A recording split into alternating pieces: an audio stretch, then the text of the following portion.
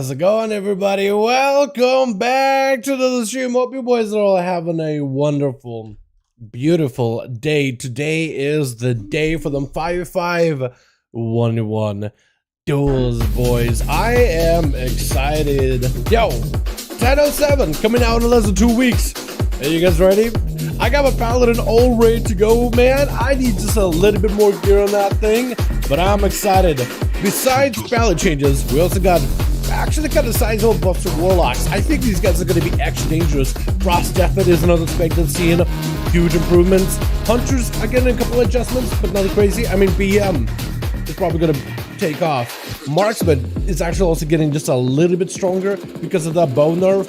But at the end of the day, they are still making some gains. And 10-1 is on PTR. I checked out some of the newest class changes so far. Man, Feral Druid with a new Berserk feels weird, but kind of good, honestly. That extra column points that it just naturally generates. There's a little bit of like that overdraw thing. That's music loud. Oh my god. Yeah, I thought I set it up ahead of time. I swear to god, I thought I moved the music. Okay, well, there it is, man. I thought I moved the music dial, man. I started talking. Basically, forget everything that has happened in the last 30 seconds. What I was saying is, yo, I'm excited for 10:07. Hope you guys are too. That's coming out in less than 2 weeks. Got my paladin ready, but we've got warlock changes, frost death changes, hunter changes, and more. Then we got 10-1 stuff. Feral Druid Berserk thing, by the way, which is what I was just talking about. The last thing is actually kind of good feeling. It has a bit of a comp point overdraw system, so it'll refund those comp points if you overdraw. That's kind of nice. So you can just spam shreds and you're good to go and go for big bites. And the fact that it generates comp points, I mean, it just fuels you full of like resources, which it's not an ability that buffs your damage per se, but it also kind of does. It just gives you like, makes you go, makes you really feel like you're berserking. I love it. I love this new version. I think it's a little more interactive. I think it's kind of exciting too. It's very aggressive, whereas the other one just felt like it was just mostly a, whereas the other one felt like it was just like resource management and like you got a little bit of resources back. It's like, felt like a resource button. Now it feels like a proper cooldown. How y'all doing? Welcome back. The music is loud. Yo, fix. Yo, EU, hope you boys are ready for tonight. Jesus, you see a couple of more boys and we'll have ourselves, hopefully a second group here. I'm opening the group up over in the LFG, unless we already got somebody like my man Kragar ready to go. Yeah, dude, whenever the vendors come out for 10-1, by the way. Oh wait, we got an update for WoW? Like a WoW update? Oh my god, okay. Whatever, man. Gonna have to wait a second here, boys. But whenever we got like vendors for 10-1, chat, can you guys promise me this? Let's all hop on over there and test out some classes before they come out, to give Blizzard a bit of an idea of like, hey, so that's how they're playing right now, because they got a lot of PvP changes, man. We have to test this out. They're nerfing the CC, nerfing some class damage, changing some PvP talents, adding some new ones, changing how all those work, and then they're also changing up interrupts too. That's a pretty big one, actually. Yo, Brock, I went for 5-5. I know, it's a big idea, my man. I'm having good, my guy. Yeah, we get the groups up and running here in a second, my man.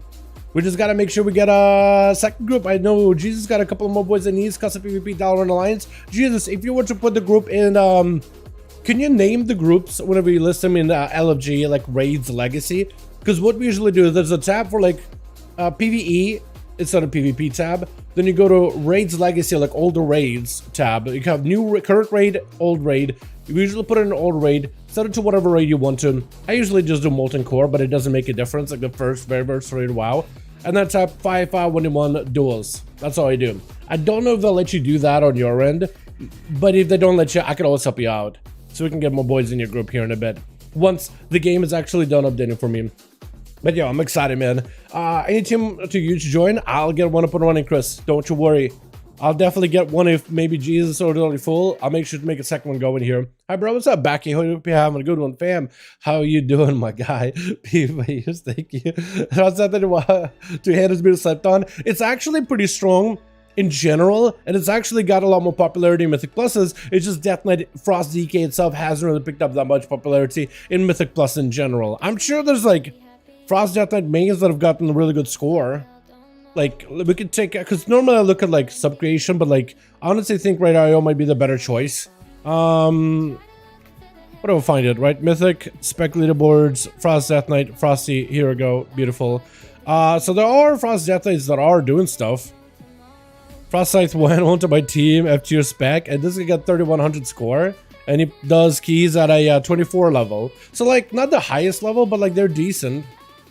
You know, one more. Okay, so you need a Bruno Mars. Got a group and custom for Alliance. So he has a group specifically for Alliance, but if you were to change it to like a Raids Legacy, you'll be able to get the cross faction benefits. But it's up to you, my guy. I can help you out in a second if you need it, and then I'll make a second group as well if needed. Once the game is done updating for me. There it is. Like the actual download, install, all that stuff takes seconds, but it's just like the way to get that stuff set up and ready. That's like the longest part. Although I feel like Blizzard's never really been too bad with like the downloads. I mean, there were some like this one patch where like you just could not download anything. The game would like try to download it and said abort failed, and then try it again, abort failed. It happened for every single game. Like back in like MOP or WATA days, I think it was. Or was it recent? It might have actually been recent too. MDI? Is MDI going right now? I haven't caught up with MDI at all, but I love some of the little trailers they do for MDI. It looks so good. Alrighty, boys. Let me help with the groups. Let me people what we got. Is Kragger around, by the way? Yo, Jesus, do you know if Kragger is around tonight to maybe get some games in? Arhi? Because I know Arhi could do groups as well. Otherwise, we'll host some. Oh, wrong one. I logged into the NA duels. I meant to do EU duels. EU side of things. Hold on a second. Made a mistake. But we'll get the good stuff on here in a second, boys. Just in a second here. And that's still processing. I'm a little bit sad about it. That's a good clip. Hey, what's up? What's up, bro? I'm a man. Hope you're having good, my guy. Getting the good stuff on running for 5V5 1v1 DUELS. I actually like this song. I like it. It has a little bit of like that old school-ish sound to it. But I like the excitement behind it.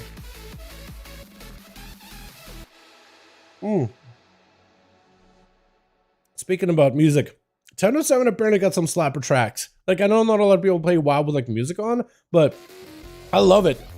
I love some of the sounds it can get. Need help? All right. Let me delist this one. Let me list it for you. Yo, boys, we got one more spot ready to go for Team Jesus. If you guys want to join it, you're more than welcome to. Group is listed over in the raids. Legacy Kragger. Hey, my man Kragger's ready to go. Let's go, boys. My man, back in the action, back in the saddle. How you doing, buddy? Hope you're having a good one. My boy Kragger. Kragger, if you need I'm sure you got plenty of people in your community to join in. But if you ever need help getting groups up and running, just let me know. Yo, I'm gonna need some help. I can join it. We can list it. All that good stuff. Boys, if y'all want to join the 5V5 1v1 DUELS on Team Jesus to verse my man Kragger, we got a group set up over in the Raids Legacy section. If you check out Raids Legacy, type in number 5 in the search, hit enter, you'll be good to go, and I'll be able to see pop you into this group real quickly. Want to join but solo shuffle? All good, Chris. All good, my man. Yeah. Dude, solo shuffle has been an absolute blast, hasn't it?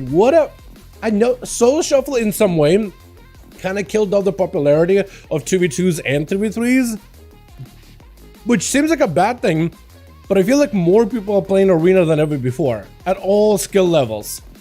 At low level, high level, like a ton of people are playing. They just need more healers, and you can get faster games, and you'll be good to go. That's all they need is to incentivize people playing healers, because healers right now kind of struggle in solo shuffle, dude. Some have an easier time than others, but not everybody. Some of them, like Disc Priest, there were up until the nerf that happened recently. What's up, Liam? How you doing, man? I think Mischievous right now are actually pretty good. They have quite a bit of damage to them. Cherish? Okay, sounds good. We got ourselves an early Shaman in here, which is perfect.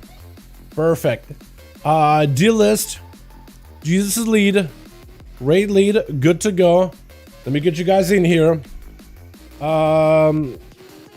Invite spectator match. Jesus and Kragger. 5 in the grand. 1. We'll throw you guys in the grand. First things first. Jesus, if you could give me if you just whisper me real quickly. I know I just queued the group, but if you could just whisper me, just so I can have that whisper for later, that would help me out a ton. Also, hopefully I have my macros. Yeah, I do. Oh my god, quality. I love it. If you had a choice of making a Wood Elf Monk or Dragonflight Light Forge, what would you make? I probably would do, it all depends. I feel like as a melee, I'll probably do Light Force, especially if we wanted the Mythic pluses, just because I like the looks, I like the AoE ability. As a caster, I think Wood Elf is fantastic. The mobility ability, as well as the fact that you're not interrupted from cast, actually gains quite a bit of value. But if you want to mix it up a little bit, don't worry about it. Like I have a Light Force Priest, that's not a melee, but I still have a lot of fun with it. I don't have a single Void Elf at the moment, although we are probably going to get more Void Elves, because cross-faction is coming very, very soon. With cross-faction guilds, dude, so many of my guilds are going to switch over. I'm probably not switching my rogue, but I'm going to get on my ult to the guild, and I might just swap a couple more characters, man. It looks like it's looking exciting, man. I want to get a Dark Iron at some point in the future. You know what I mean? They actually are so good right now for endgame. It is ridiculous. Just having one to mess around with might actually be kind of fun. All right, boys. First duel of the day. Not the song that I want to listen to. Oh god, please don't kill each other. Please don't kill each other. My audio is all kinds of scuffed. Oh no, Kragar. Oh no, don't die me, man. Oh my god, switch. Krager's already getting blasted out by BD while my audio was super scuffed parry off of Krager. That's going to be immediately imprisoned by the Demon Hunter. I think try to wait out, maybe get a stun to Krager. That is a parry by the warrior. Charging back in is going to continue his onslaught. Trying to see if he can turn big mortal strikes. Executes. Got himself a bit of extra health to work with. Stun onto BD. BD may just have him here. Big blade dance. Oh my god, I missed out such a good portion of this burst. I am actually so sad, but my audio is all kind of messed up with KT gonna be up next over for the team 2 as BD already took one down fairly quickly. What have we used here? Trinket, Shadow Meld, Blur, Metamorphosis already has been used. Also, that was a Haunt, as Krager did burn through every single one of his cooldowns as well. Everything but a Trinket, but also BD's TC is very, very short term. And the only thing that's long term is maybe like a Fear, which Krager can literally Zerk a Rage out of.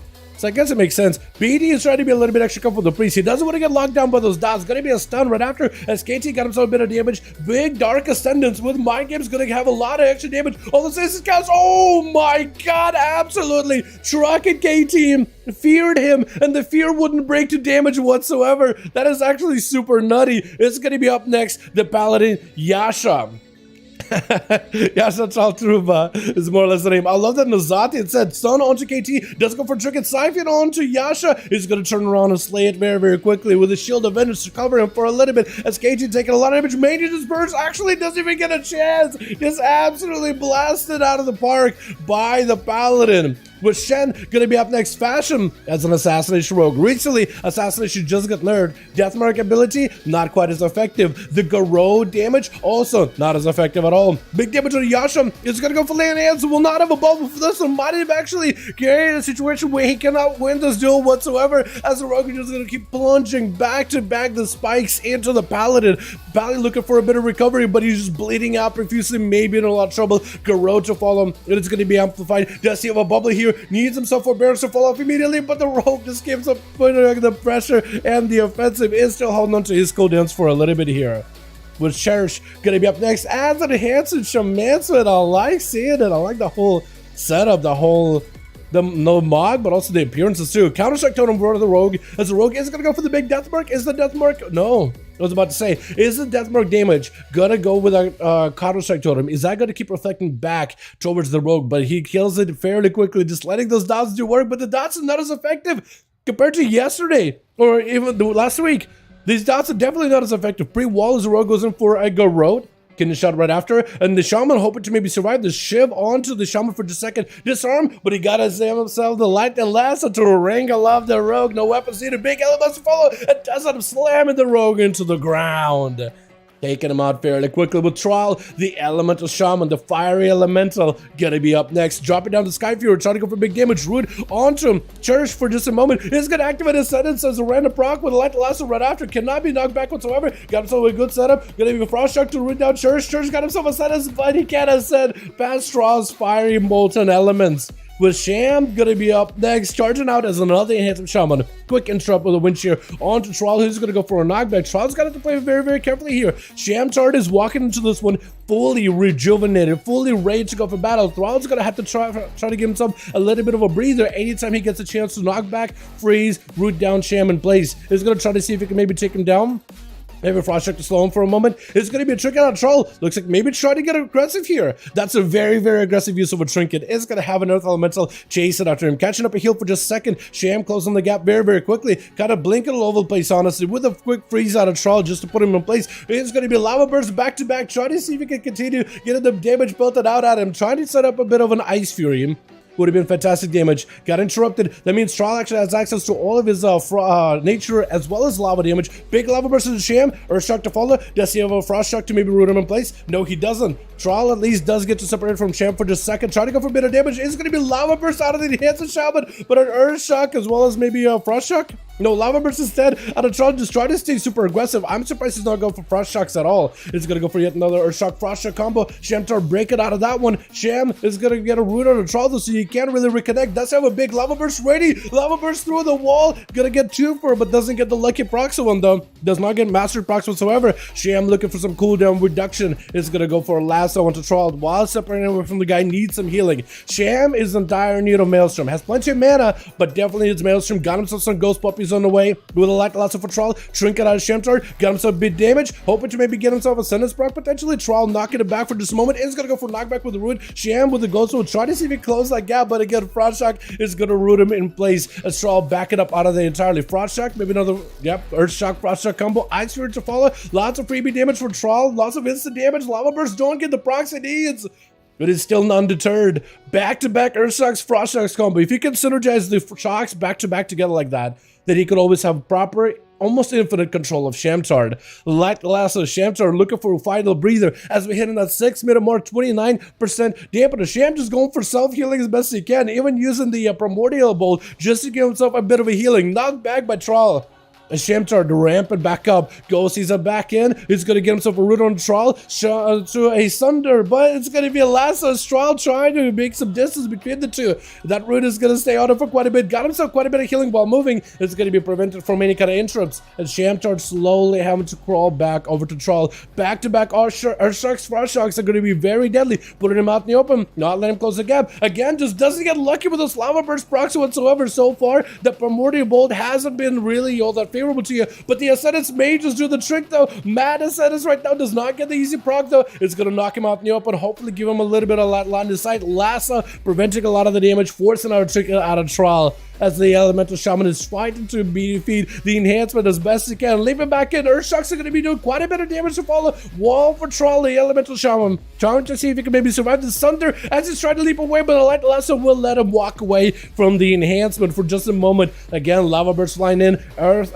wall available for the Enhancement Shaman. And that might actually give him a bit of a breather here as Troll take a lot of damage. Going to be enhancement ramp it up, but again, a knockback from the Elemental is going to send him flying and create some space between the two. Root to follow. Shamtar can't really break out of this one easily. It's going to be a Primordial. Double zaps for Shamtar with a lasso, and the enhancement does end up taking it, with Grifka going to be up next as a sub-rogue, not an assassination. Did not see nerves this week.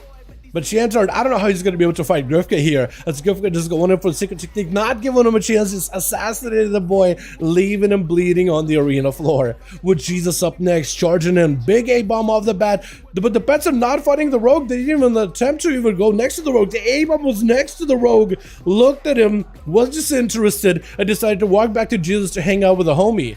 I don't understand why the A-bomb functioned that way.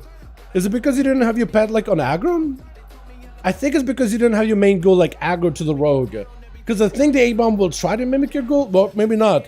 Because the A-bomb is staying still while your goal is actually walking towards the rogue. So maybe not. I don't think... I mean, the A-bomb is a big old abomination. It is a big old massive just meat. Massive just... undead. I doubt to put a brain in that thing. I don't think it actually functions like a normal pet does. Gonna be secret technique of Jesus. Even though Grifka was blinded, the secret technique still follows through, doing quite a bit of damage towards the health bar of Jesus, which he actually has a limited use of at 45% dampening. Gonna be the Gargle join in. The pets are up. Grifka trying to see if he can fight through it. Instead, dives in for a vanish. It's gonna be Grippy Hand gripping him for just a second, but looks like he should be able to make a scot-free escape. But Jesus has him out of stealth for just a second. Is going to drop down Death and Decay. Shadow Step onto the Gargle. Smoke Bomb to hopefully give him some cover as the undeads fall apart around him. The Gargle is keeping a careful watch, or the Valkyrie keeping careful watch over the Rogue. But looks like it's not going to attack him. Looks like it has dissipated back into the Nether.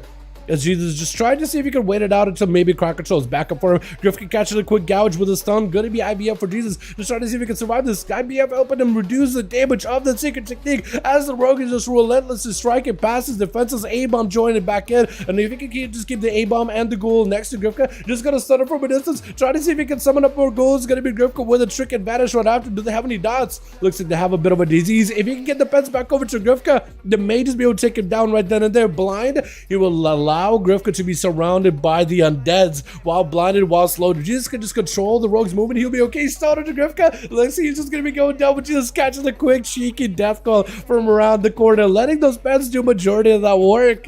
Well done, well done. Just about everybody. Actually, everybody got a chance to play that game. Awesome. I love seeing stuff like this. Fear not breaking. So the fear didn't break for the you're probably talking about the Shadow Priest though, right? Limitless. The fear didn't break, I think it's because he's playing that one talent. If I could find the Shadow Priest out here. He's probably playing that one, that's a disc priest. He's playing that one talent where the Mindbender will actually, if you summon it up, depending on the enemy state, while they feared, the fear will not break because the Mindbender will be able to attack the enemy while they feared, and the Mindbender will be able to share that trait with the Shadow Priest if you summon it up while the enemy is in a fear state. If you summon the enemy while they're raged, or while they're healthy, or while they're low, the Slappy technically Mindbender gets different benefits, and then it shares those benefits with the priest. It's, if I can find the Shadow Priest, I can show you exactly what I'm talking about, but that's the best way to explain it. Cracker's ready. Let's see if Jesus is ready. Ready? Let's go again. Let's go again. Blades Edge. Blades Edge is a fun one. Let's see. While we're queuing up, I want to see if I can find myself a Shadow Priest. Is that a Shadow Priest? Dead. Shadow. Okay, it's called this. Idol via Charage. Summoning a Shadow Fiend causes you to gain the benefits on your target depending on the current state. So if the enemy is healthy, you and the Shadow Fiend deal more damage. Enraged, you and the Shadow Fiend get more haste. Enemy is stunned, you generate insanity every second. Or feared, you and the Shadow Fiend deal more damage and do damage without breaking the fear. So you can fear somebody, summon a Shadow Fiend, blast them, and the fear acts kind of like a pseudo stun. You have to do it very, very, very quickly when it happens. Like you fear him, hit PCIe really quickly, summon the pet, and then you have to kind of go. So you took advantage of it. It was a fear, but it was like, you know what, it probably makes damage, and then it doesn't. Yeah, so you don't really know that it's hard to tell if a priest is running that Charage sound or not, because some will just run the technically Slappy Boy anyway. But if they are running that combo, it's pretty good. So that's what that is. Yeah. Probably surprised you didn't it. But it's pretty good. It's not commonly played, but it can work pretty well, as you saw there. Like, that worked really well to his favor. What are we at right now? EU duels. Are we 200? Yeah, we are. Wow. Alright, hold on, Grifka. Don't kill him yet. Don't attack. No, Grifka, no! I'm still doing my thing. Ah! Oh no, Grifka. Switch. Church gonna be first up as a shaman, as he's already gonna blast it up by Grifka, trying to see if he healed right through it with the... Oh my god, Maelstrom. My audio is so late, dude. I feel like I'm missing every bit of good starts of the duel. The Rogue decided to just go in full hambo at the very beginning. Lasso to lower him down. It's gonna be a big Ellen Blast as Rogue dips and super low, but does escape it. Is there a flame shock on this guy? Looks like the Risen. Cherish did not use a trinket for the Rogue's opener. He just believed in the heart of the cards. He believed in the spirits to protect them. That, or maybe he already had an Earth Elemental available ahead of time. I'm not really sure. But Grifka survived that without a flame shock. It's actually kind of nutty. I think for Church that does tell him, hey, make sure to put a flame shock on these guys. Flame shock, frost shock, slow them down, keep them burning, keep them out of stealth as best as you can. Oh, and now Grifka's gonna send it south, isn't he? Now Grifka's gonna send it south. I was hurrying up to get the audio up and running as soon as possible. And now Grifka's like, you know what? I'm gonna take it easy now. I'm gonna hang out. I'm not gonna get aggressive. I'm chill. I'm waiting for cooldowns now. We got ourselves in Team 1. We got ourselves Krager in the back burner. KTE played out quite a bursty Shadow Priest build. Trala's Elemental Shaman was fashioned as a lot of rogues over for the team, too. One subtlety, one assassin. Shadow Step as an Arcman comes out. Church does get hit by Secret Technique. Does he have survivability here? Is going to wall this, try to get himself a bit of healing. Blind by the Rogue. So the Rogue at this point is burning through every single one of his crowd control abilities to try to control the Shaman. You better enjoy the blind slap combo, Grifka, until patch 10.1, because that is getting gutted first thing in the morning.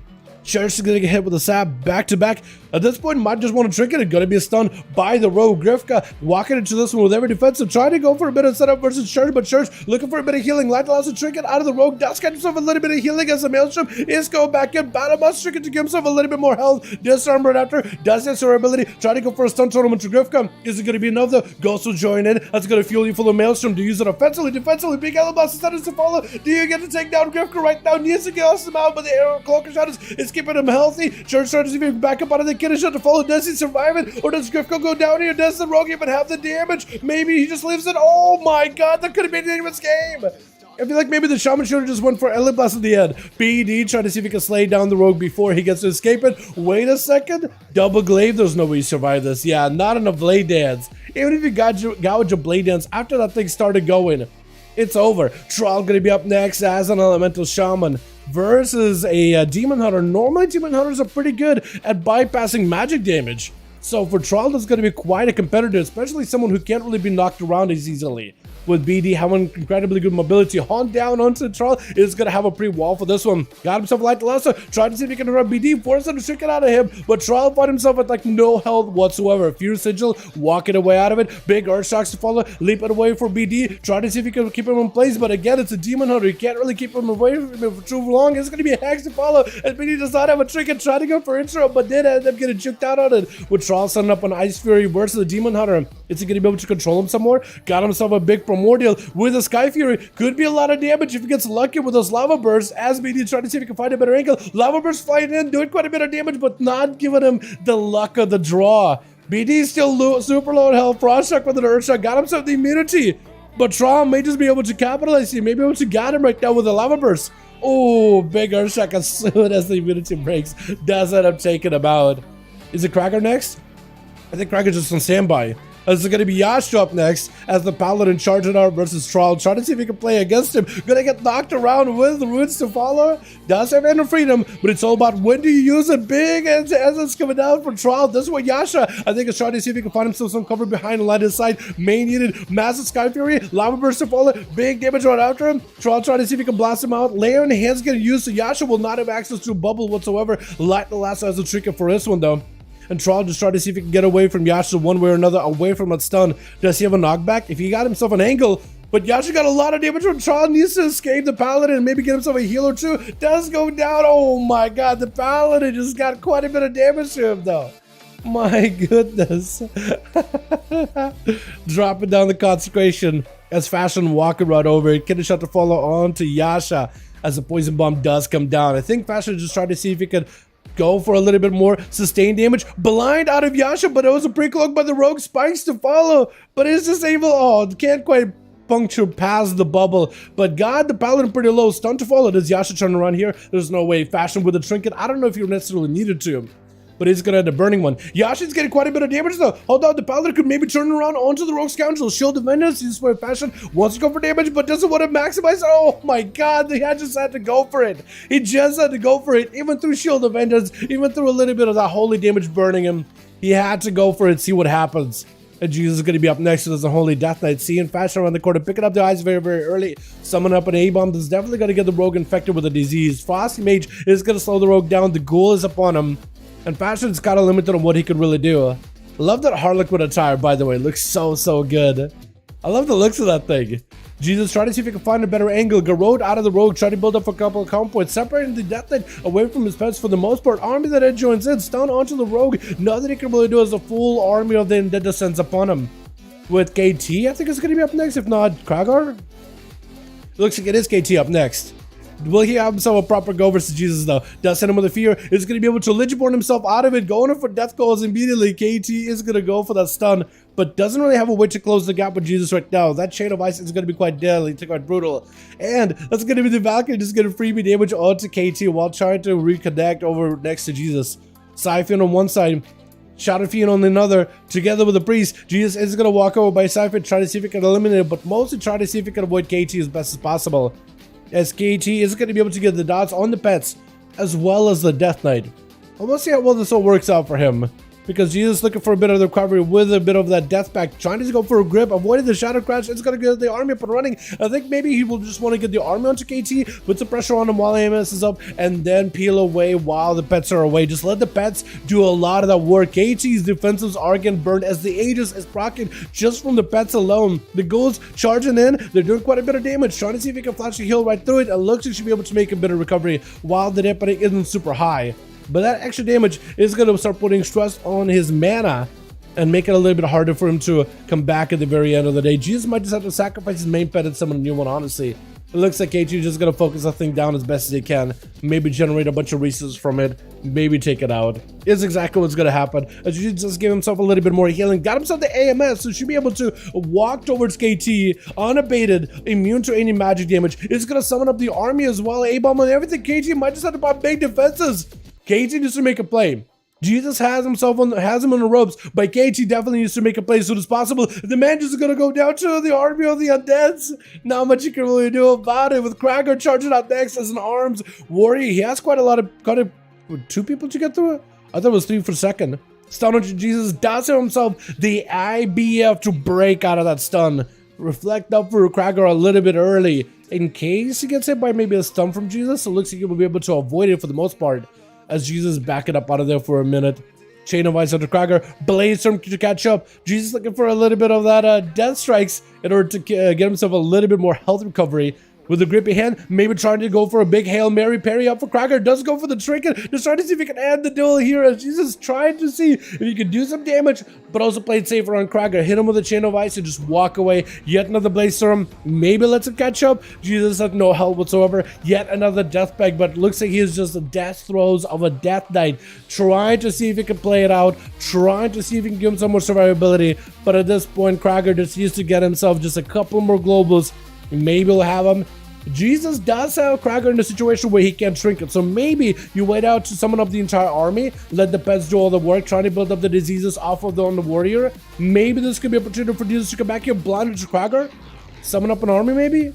Does he have a stun? Is going to get himself the A-bomb. Maybe a stun. Does he have a strangulate? Does have a strangulate. Army joining in. If you can just keep the warrior away and he have him fighting the army, you may just actually have him down here. Krager is being tested. Does he have any survivability anymore? He's very limited on what he can do. Got himself a little bit more health borrowed. Maybe he can go for an impediment on one of the beds, but I think he may be done and done. I think the Death Knight may just have him here, leaping around the corner, trying to see if he can end the duel right now. Breaking through his defenses is going to shatter the DK. Had to go for the leap charger on the corner. Otherwise, it was going to be over. With Sham, last one left over the T1. Krager has no help whatsoever, but if he gives him the honor duel, he will be able to catch up with the second wind. It looks like he's trying to give the man a proper honor duel. He's trying to give him an honorable bout here. Krager able to at least catch up, man, at 50, or sort of, kind of. Is kind of letting you catch up, but doesn't want you. He wants to give you, I think, a fighting chance, but doesn't want you to completely come back fully. That's what it seems like. Gonna be Sham trying to see if he can back away from Krager, rooting him out in the open as the parry's out really, really early. Reflect up for Krager. Sham with a last one to follow. I think it's down for Krager, isn't it? Knocking it back. He's just having some fun with the guy at this point, I think. Krager, though, going for a bit of a battle mess trick, but Sham takes him out, I think, with a lava latch at the end.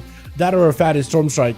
Jesus almost came back there, dude. That unholy undead necromancer playstyle is so good. If you can just play out to the pet strength, just slow their man down, keep him at bay, that would be so, it was so close, dude. It was so close. Alrighty, boys. Let's get us as another group up and running, yeah?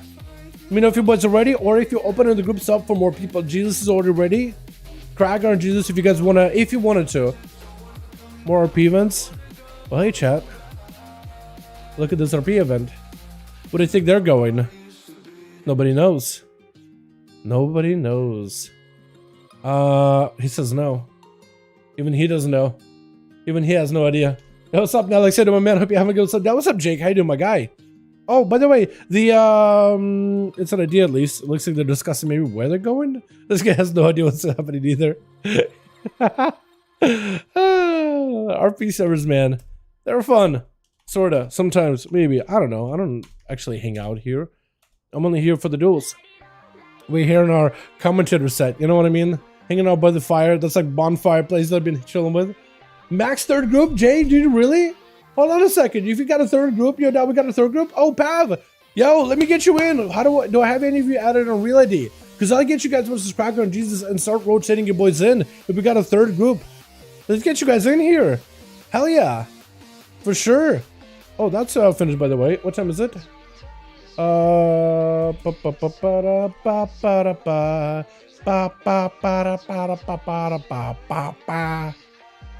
Okay, sorry about that. Also, sorry I'm swiftly. I haven't had sleep in 25 years. No, this week and last week has been pretty bad for sleep. 2 weeks ago, I was sleeping like a baby. Now I'm sleeping like well, I'm not sleeping. Good luck. I mean, Beanut, Max, don't I have you added, Peppy?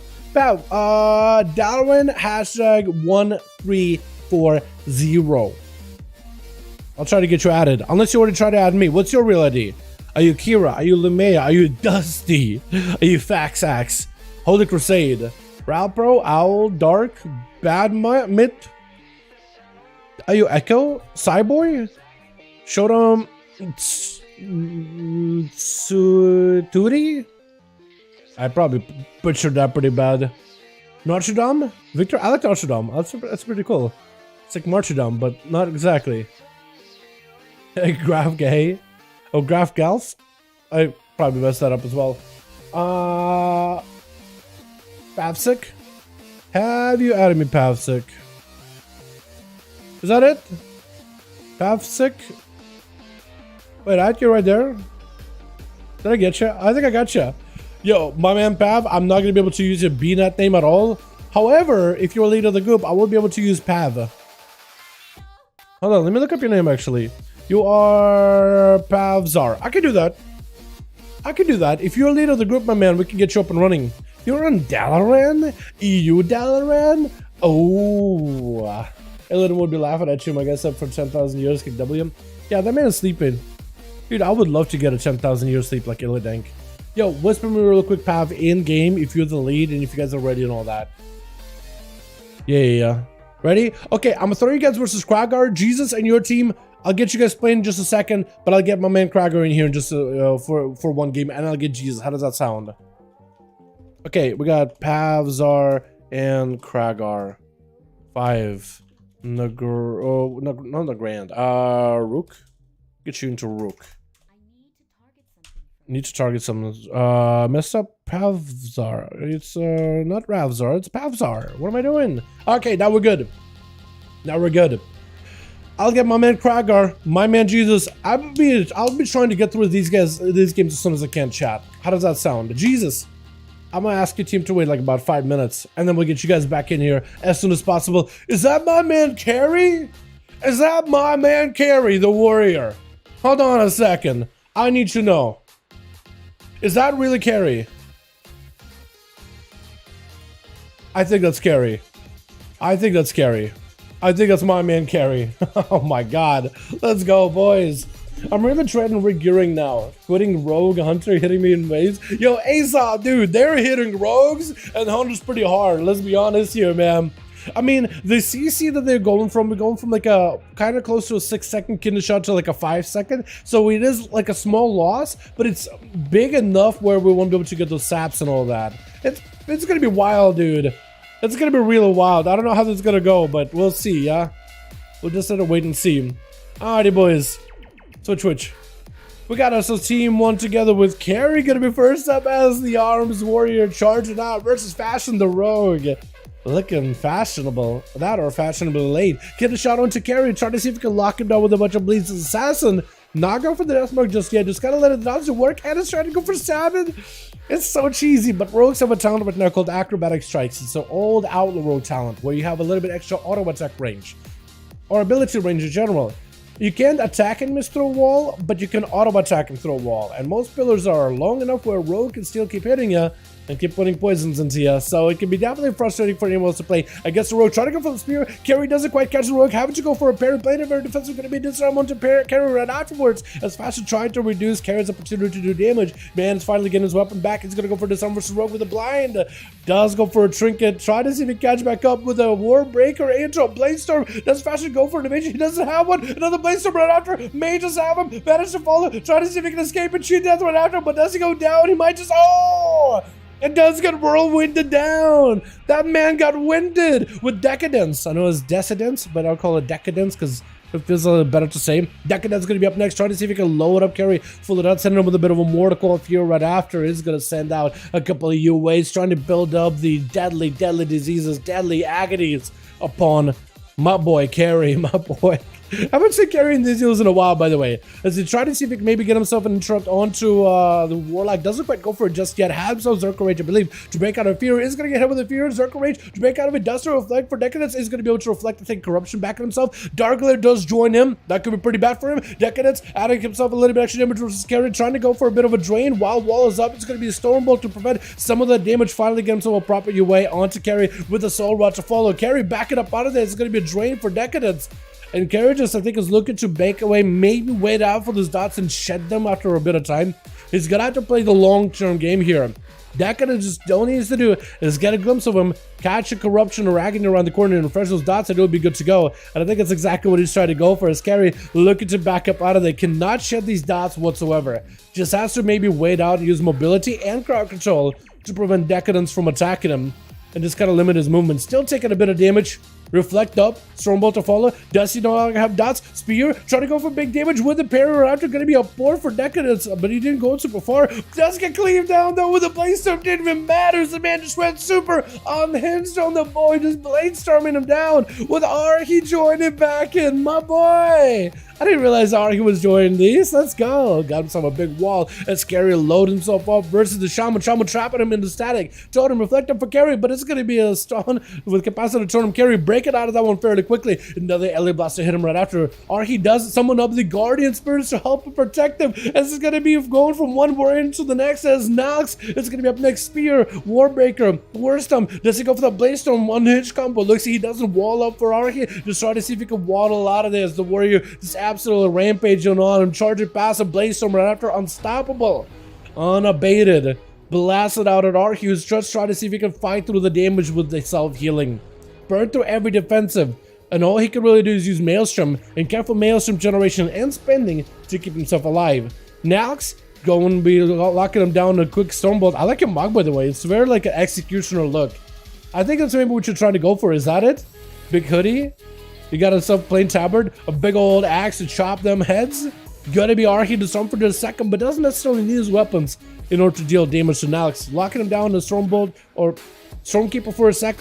Stormkeeper? Capacitor. That's what it is. Capacitor totem to shake out Nalix for just a second. Nalix with a Stormbolt. That's a real Stormbolt. On to the Shaman, trying to see if he can build up a bit of damage. Reflect is up, but the man is kind of limited unless he got himself more healing. Leap it away, but doesn't go super far, and Arhi catches to him. As he did a little hop. Hits him with a Storm Strike, playing into that Storm Strike build, I can tell. With Knight and Shining Armor. Oh! I like this RP aspect of you. I like that a lot. He got himself the plated set, the lion head, but he got the paladin aspect to him. I like it. It's a little bit skewed, but I like it a lot. And the weapon, the Teshalag. That's a good one. So Wild Knight got himself the RP of the light, blessing him from the sky. Arhi is just kind of like, here's every enemy that I've hexed. Here's a rain of them. Knight going to be going down. Big damage on Arhi. Immediate wall by the Shaman as Knight maxed out all his damage. This way is the biggest damage output right now with Arhi trying to see if he can stump him. Static Totem as the Paladin does let him trick it out of it. Pally having to turn around and take down the Totem very quickly. Mounting up on the horse, trying to see if he can back up to Arhi, but he doesn't really have the most potential right now. All that damage has just been kind of wasted into dealing with the Totem and then catching back up to Arhi as Arhi summons up the Guardians, blind to follow Knight, playing very defensive. Does he go for the bubbly? He may just have to. Next Elemental Blast could be the end of you. Try to go for a little bit of Holy Power conversion into self-healing, and Arhi blasting him out with massive Storm Strikes as Knight seeing that big physical damage coming out. The Wind Furies bubbles it, but still in danger. Could be in a lot of trouble, and the Arhi just walks over to him and just blasts him out with a Storm Strike. Is Pav gonna be up next? A deadly survival hunter walking around with his... Yo, that Hydra does not have a stealth animation, does it? That thing looks so... Why does that thing look like me when I'm trying... when I wake up from deep sleep just trying to go to the restroom? What is going on? Waddling along to the... I'm done, dude. I'm done. Binding shot As Pav is going to be able to get himself proper stun onto Archie, charging out. Big kill shots to follow. Archie is just going to be under a ton of pressure. He will have to use the Maelstrom aggressively. Ghost is up and running. Will have to utilize everything he can in order to control the Hunter as best as possible. Every single kill shot is just going to be brutal. Archie trying to see if he can survive this damage. Explosive shot to follow. Silence out for a moment. Does get himself the wall coming back up as ASUS should go to protect him. Pav rotating his defensive so he can stay offensive. Doesn't want to have to worry about his health for a little bit here. Double stun from the totems of Archie as he just absolutely savaging him with those storm strikes. Looking for them wind fear procs. Pavi going in for a little bit extra help with the fair fortification. Looking to put Archie on ice and peel back for a moment, but the ghost will keep nipping in his toes, not really letting him recover. That's also Melzer building up for Archie with every single one of those strikes. The next elemental blast or even lightning bolt could be the end of the Hunter as he's just looking for an escape. Does he get to escape? Oh, dunking down with an elemental blast at the end, not letting him do nothing. With now Mortal. I like it, Mog. Like the whole, I know Shadowlands was kind of like, you know, iffy expansion, but I like that set.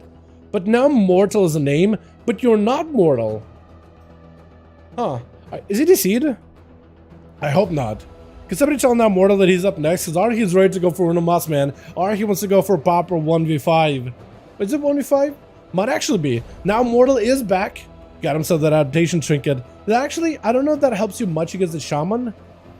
Unless you go for a Hex. It's going to be the best trapped up as well as the Death that trapped up in the static totem. Able to wait it out a little bit, grip it, Archie out in the open. It's going to be summoning up the Army of the Dead. The Guardian Spirit is summoned up by the Shaman. May need a wall here. Trying to go as aggressive as possible and healing as possible. And the more damage you do, the more healing you do, the Guardian Spirits will copy a portion of whatever you do and apply it as a heal. Mortal, actually under a ton of pressure. That's going to be every defensive use all the way down to Deathpack. Needs to say the dump to reduce the damage is taken. Argue with a wall. But looks like the Shaman is going to be able to clobber him down.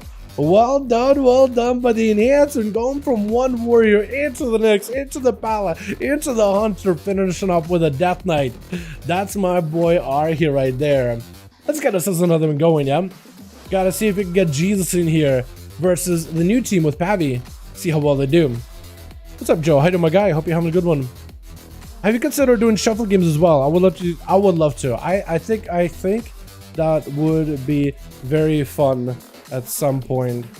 I will need to coordinate that with the boys so we can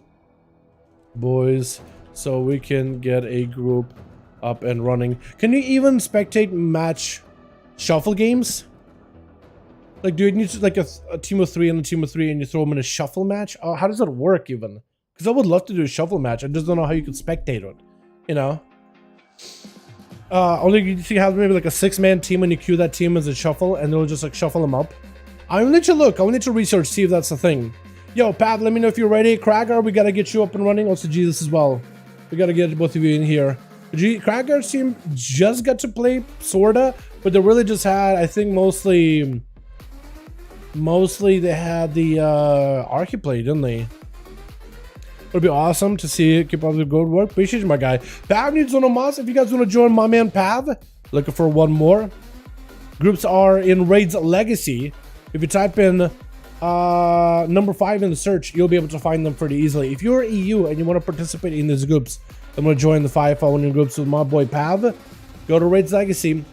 Under Dungeons and Raids, pre-made groups, Raids Legacy, and in the search, type number 5, and you'll be good to go.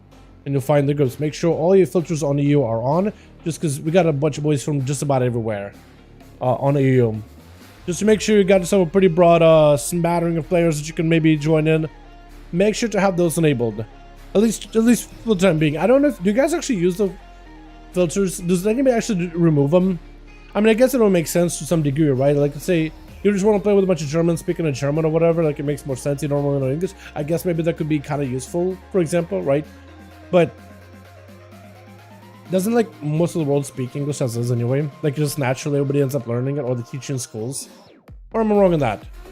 Because I know back when I lived in Russia, it was like, I went to a special school. It's called like I guess a linguasium. That's like the best way I could translate it. It's called a linguasium. Think of it like a gymnasium, like a gym. But for language. So it was like, oh, well, you're gonna learn English while you do everything here, while you do math, all that stuff. Ready? Let's get Pav in here versus Jesus. I will get my man Kragar in here as well. First time next week, I'll back in section slapping around some dudes. Oh, dude. Oh, I gotta join you, Jake. I gotta remember to get my double down, get the beta code so I could join you. I actually am excited for Diablo. I want to give it a proper chance. I want to give it a proper shot. And I know that if I keep delaying, keep procrastinating, if I don't end up doing the beta thing, I'm just trolling myself. So I need to make sure that I actually do it. Let's get Pav and Jesus.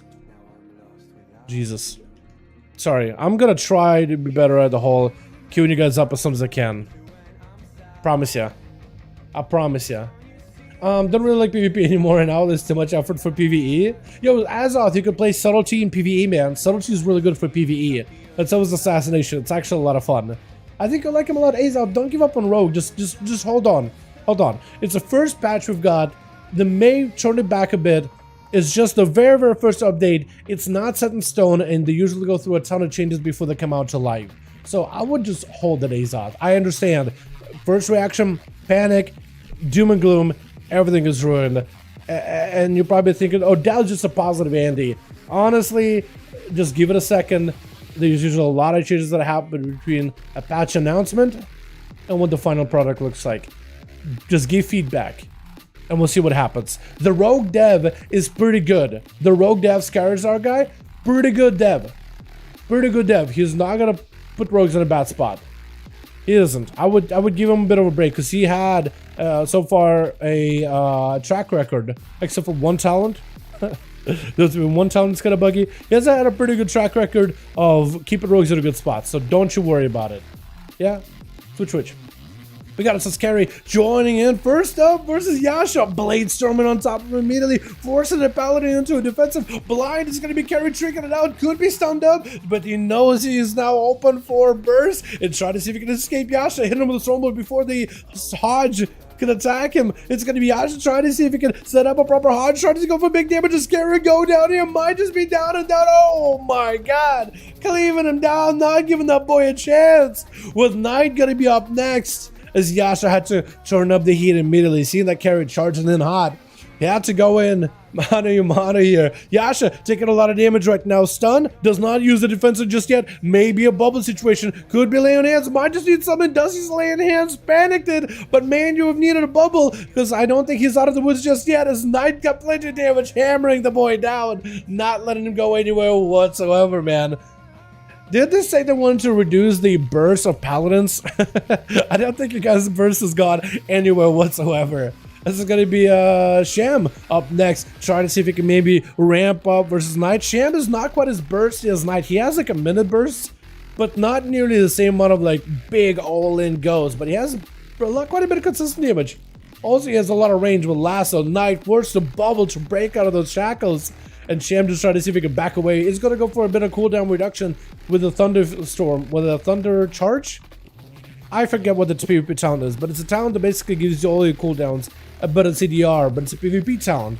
That also helps you reduce its own cooldown, so it's kind of interesting. It's like a 45-second, but really 30. Big damage to Knight, taking lots of output from the Sham Tower. It looks like the Shaman just absolutely havocked him down as he got himself the Bloodlust every minute. Just amplified Bloodlust together with Ghosties. And he was good to go with huge Buttman going in as he got himself the double Stormkeeper, going for that female Tyrian.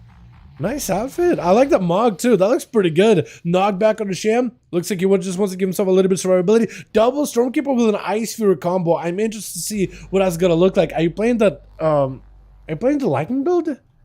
I don't think you are, but no.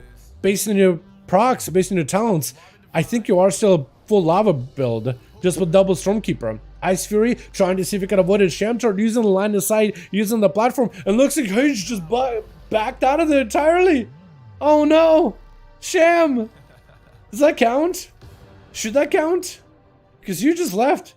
Maybe you felt like it over the lasso, like it's over. Maybe you made a mistake. Maybe it's a wrong talent. Could be the Gyro's wrong. Who knows, honestly.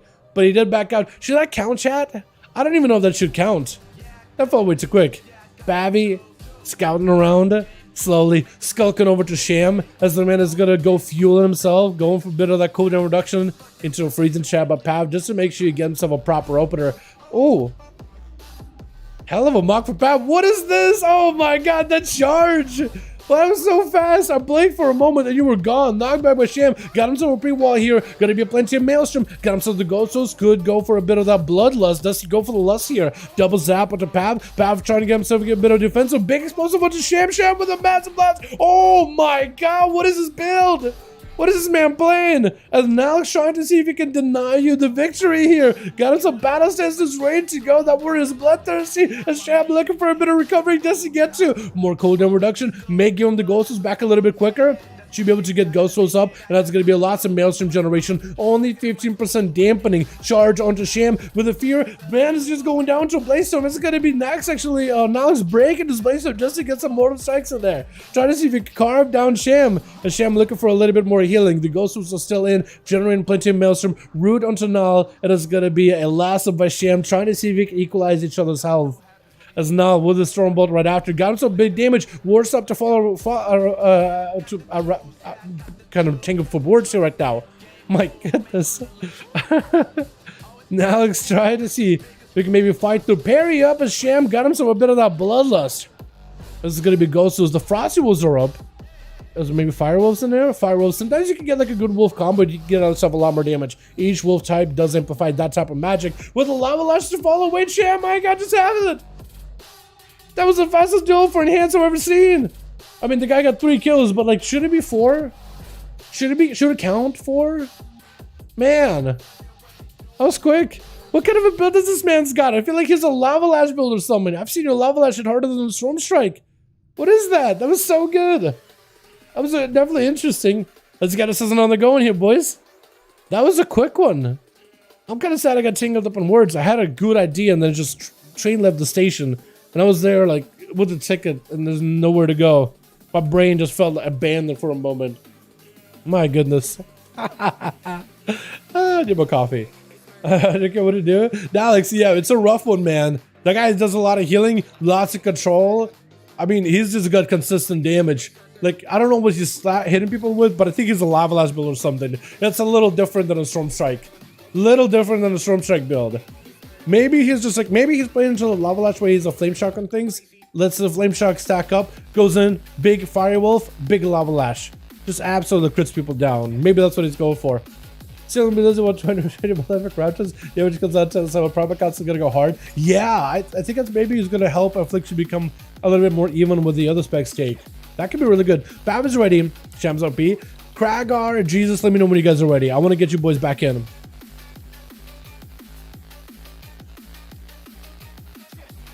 Kragar and Jesus, definitely let me know when the boys are go. Kragar, let's get you in here. Because I want to have as little downtime as I can in the group. So we'll get Kragar and we'll get Pav back in here. Might be the worst arena here, but Lordaeron, with these shamans walking in and slapping people like they do, Lordaeron may be the worst arena. I think it's going to be like a 2-minute arena at most. They're going to walk in. There's no hiding spot. Nowhere to go. You're going to have to fight each other. And shamans are just going to dominate. Where's the team listed? His team too fast will be listed in custom PvP. But if he has a group and you're trying to find more people, I can help you too fast get into his group. I can open it up in LFG and I can have you join in to me. Because his is listed in custom PvP, so only Alliance players can see it. What I could do is I could join his group and I could help him list it. Toblerone Kappa. Okay. We can't do Toblerone, man. I would love to do no good, but no good is no good. At least on my character right now. It will queue you guys in, but it will leave me out of no good, which is weird. But that's just how it is sometimes. Like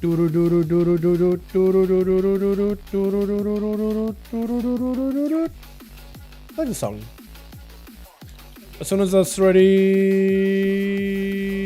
I can do some maybe. Hopefully. Okay, now I'm good. So Twitch. Or he charging out immediately, got himself the trusty Earth Elemental, slapping down Huge Buttman and the Static Totem, interrupting him on ice, but the man should be able to get fire as well as nature damage out fairly early on, trying to go for a bit of Stormkeeper. Ice Fury and Stormkeeper also, neither one of those things have been able to come out so far. Going for the Ice Fury into Stormkeeper, big damage, massive combo, or he got a big combo as well though. What was that? Oh my goodness. I'm sorry, that was a lot of damage all at once for either of the shamans. Gotta be carry. Dropping down a spear onto Archie. It's gonna have to play defensively. Main unit wall for this one. Needs all the Maelstrom in the world just to go into heal the Gazelle. Blaze coming down to carry as the man goes in for the Avatar Blaze Storm, as well as the normal Blaze Storm. Trying to probably play that unhinged Mortal Strike playstyle, but Archie so far has been able to fight it. It's gonna go for a Storm Strike in order to give him that big Ascendance combo, but the parry up for carry. Parry up for carry. I haven't said that in a long while, actually, because carry used to join these all the time, man. Parry up for carry used to be something I said here and there. This is gonna be a Storm Strikes out of the Shaman, disarmed by carry for just a second, but the Shaman doesn't necessarily need the weapons in order to build. Maelstrom just got himself Ghost Tools, carry kind of low on health, got himself Stormbolt with a Battle Masters, try to go for the middle of that battle stance, but may still be in trouble. Man to pop back into defensive stance, just elemental blast and just ripping right through his armor, and Ark just keeps Storm Striking him back to back with Nox, charging back in versus Ark. He's Stormbolt, but it's gonna be the Art. Spear not gonna let him go anywhere whatsoever. Nox has him exactly where he wants him, trying to use the static totem to separate the two, but Arky's just kind of caught out in the middle.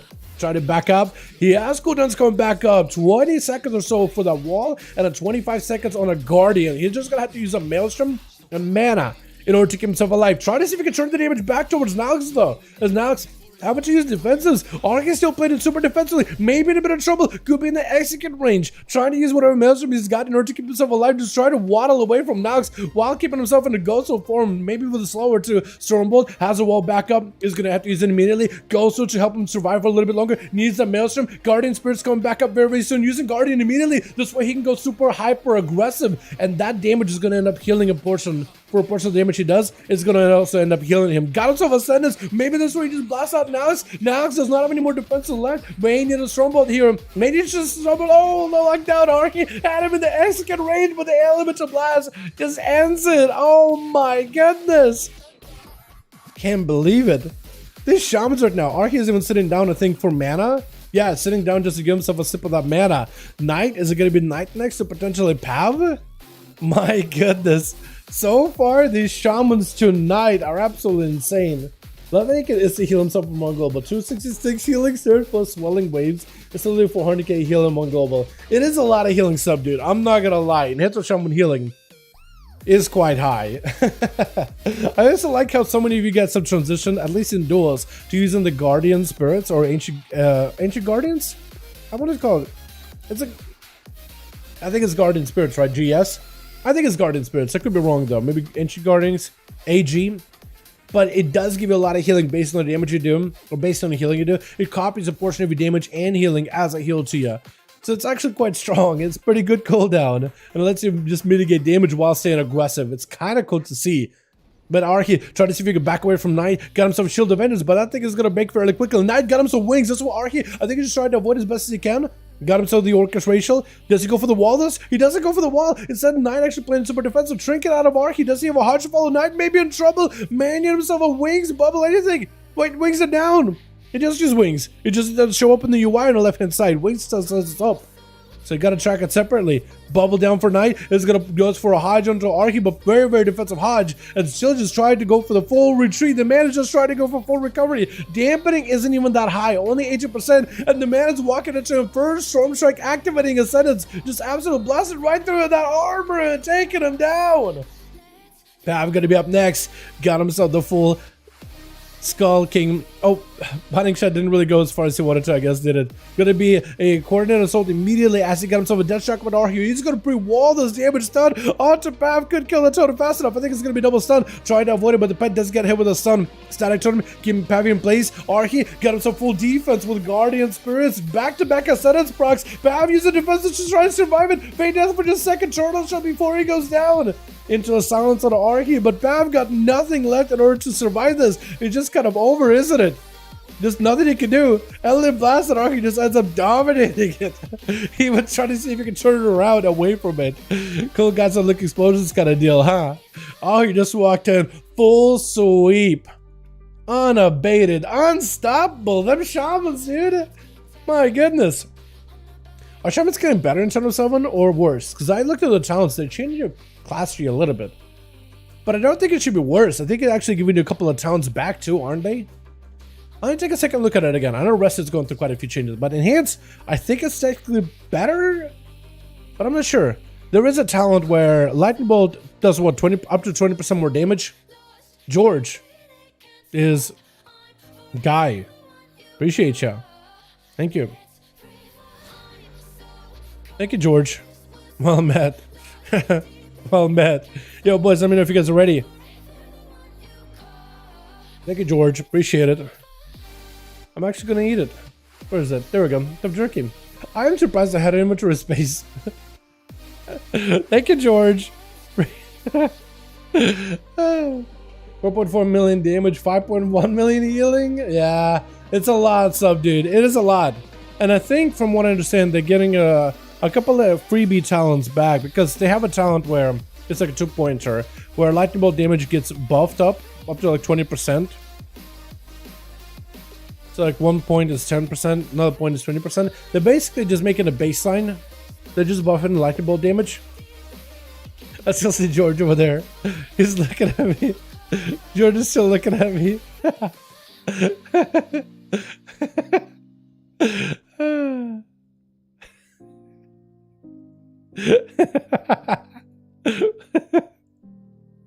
Why do I find George so funny? Why? Okay. Sorry, saving these. Hey George, how's it going? Slaps me? What the hell? What do I do? Just walked up and slapped me. All right, Jesus is ready. Craig or Pab, let me know when your boys are ready. We'll get you up and running. Or if you guys are looking for more boys, I can help make groups. I can help list. Amazing how hunters are not good at anything in DF. PvP and PvE, they're just paper sheets. You know how Blizzard say red are the spec with more deaths in the game. They forgot hunters exist. Yeah, to some degree, I do agree with you, Philippe. They are, like, Hunter is one of those classes that needs to consciously think about using defensives in raids and dungeons. You actually have to think, okay, for this ability, I'll need to use the defensive. As a rogue, as a death knight, as a warrior, you're like, you know what? If things ever go sour, if my healer can't top me, I'll press the defensive. Hunters are like, okay, for this ability, I'll need this defensive. For this ability, I need this defensive. Here, I'm just dead. I need a battle res, and here, I'll need this defensive. Not even kidding you. Not even kidding you. Ellie does more than everyone. In PvP or PvE, looking for a group? Yo, Joker's looking for a group. Carrie's looking for a group. How you doing, by the way, my guy? Hope you're having a good one. I like our Warriors currently. Warriors aren't really going through changes at all. Are they in Channel 7? Or Channel 1? Yet.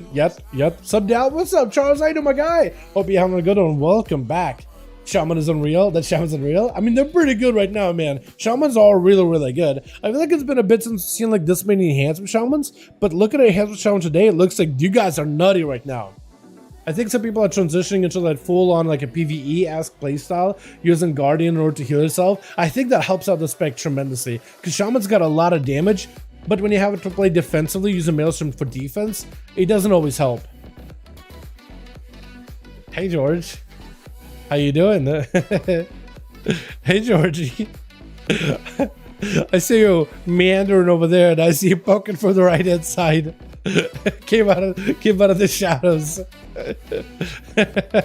A naked orc, disheveled. Hi, George. How you doing? Warlock just stands there and takes all the mechanics. Yeah, Warlock is another class in comparison. They just exist. Warlocks are tanky, and they just exist. They just exist. Just saying, playing Rogue again. Out is so smooth. It is really fun, Charles. It's really good right now. Especially, are you playing the ambush build? I think a lot of people are.